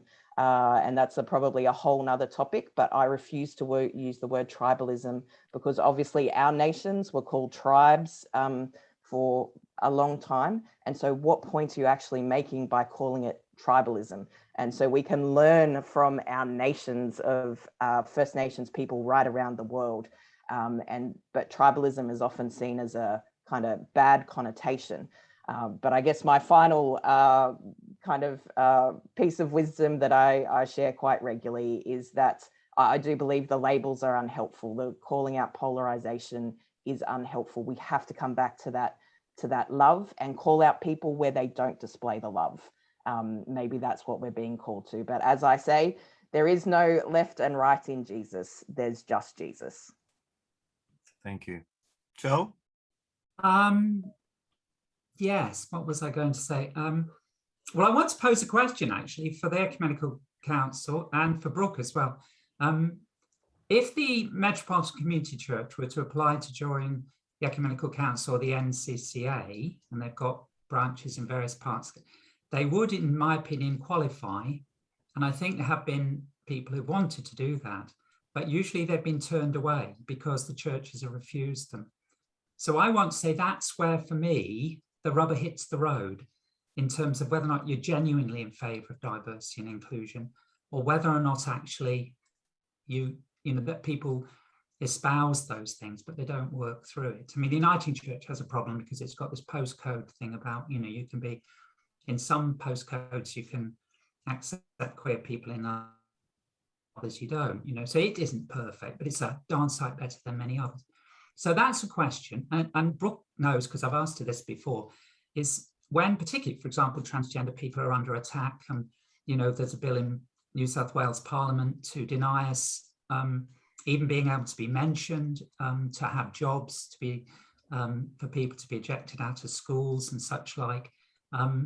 Is that not a justice issue that Common Grace should talk about, or is that uncomfortable for the Christian church? So that, for me, that's where the rubber hits the road of people. And it's not just queer people, it's others. But I think we focus that for a lot of people of how far are, you know, what do we mean by diversity and inclusion?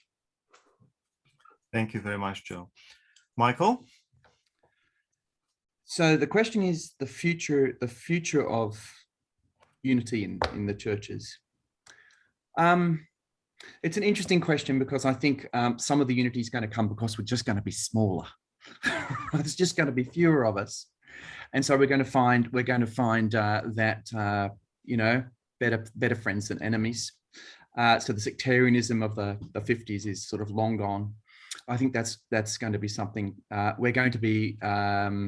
I mean, I think the future of the unity of the churches is the church seeks to be more and more faithful to its own tradition, its own scripture, and its own experience. And as it finds its faithfulness, it will find each other and its own unity, and then it will find where it is like the society around it and where it is different. And so we will find in common witness to Christ. We will find. My prayer is that we will find that unity and stand together in that. And that might be painful because we might be at odds with our society at times, but that's not our job. Our job is not to be culturally up with the latest. Our job is to be faithful to Christ. So I think that's the future for ecumenical discussion as we seek to do our distinct and different thing, because we do that at our own speed. We've got eternity on view. We have a different view of time. And just as Barth and Bonhoeffer kind of discovered in the Germany of the 30s, the church's only Lord is Jesus, and it's to his witness that we turn. Thank you very much, Michael. And indeed, Joe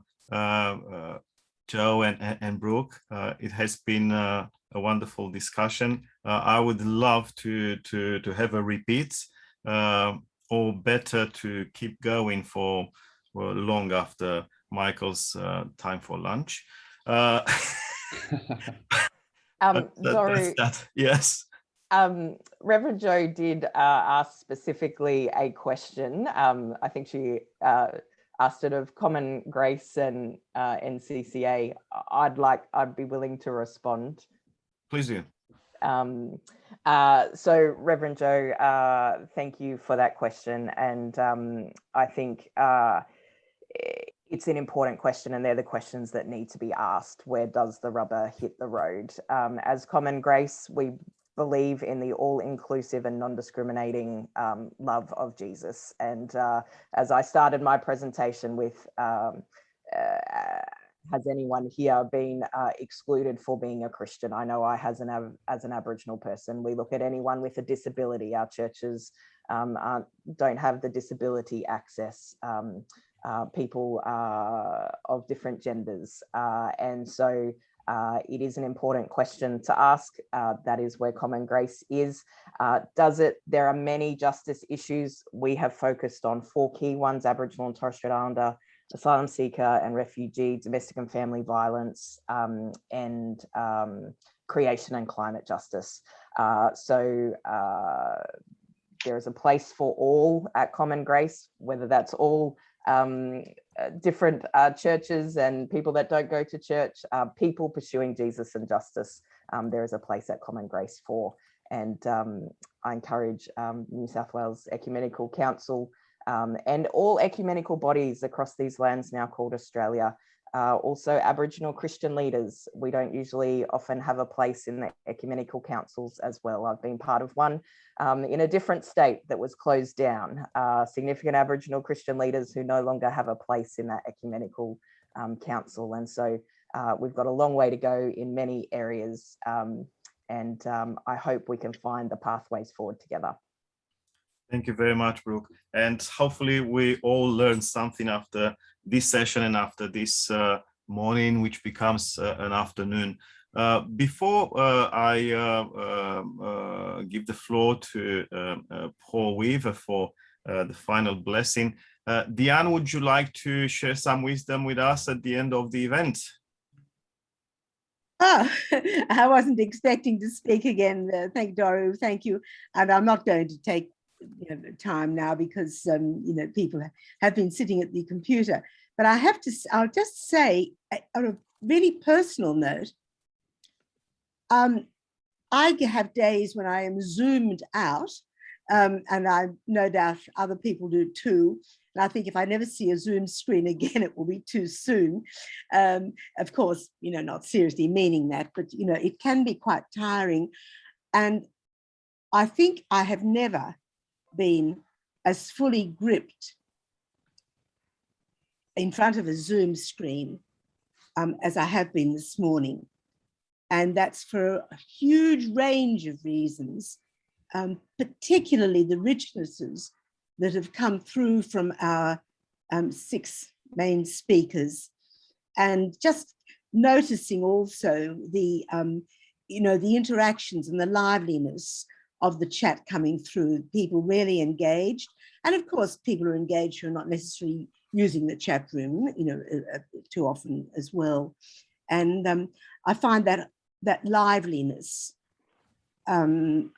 really deeply encouraging personally, and also as a prompt to stay alert, to listen to all of you if you in any sense want to get back, and to others of like minds, or at least identifying similar concerns, if not similar answers, that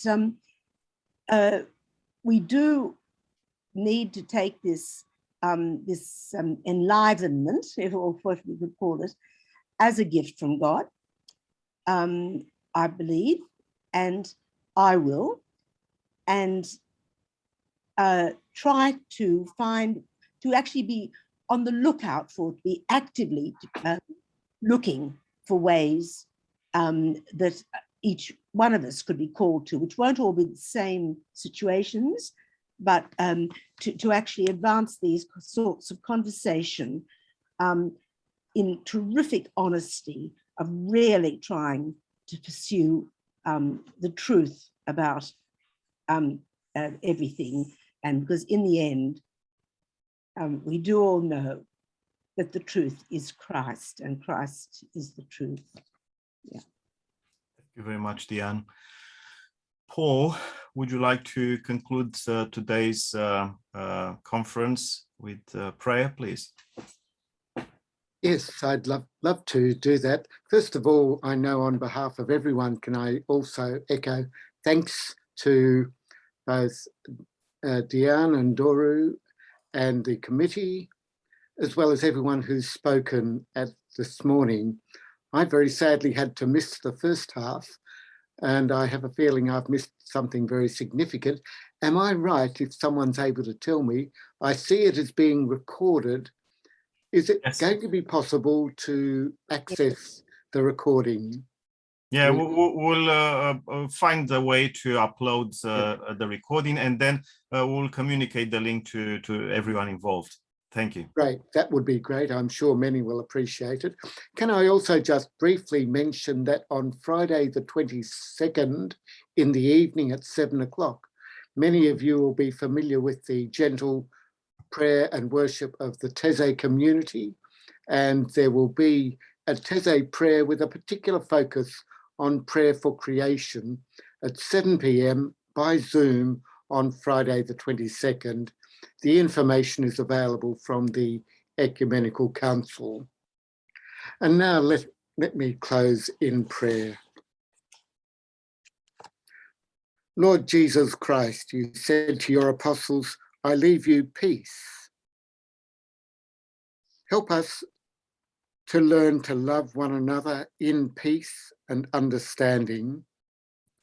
Turn us away from division and confusion. Grant us the peace and unity and love of your kingdom.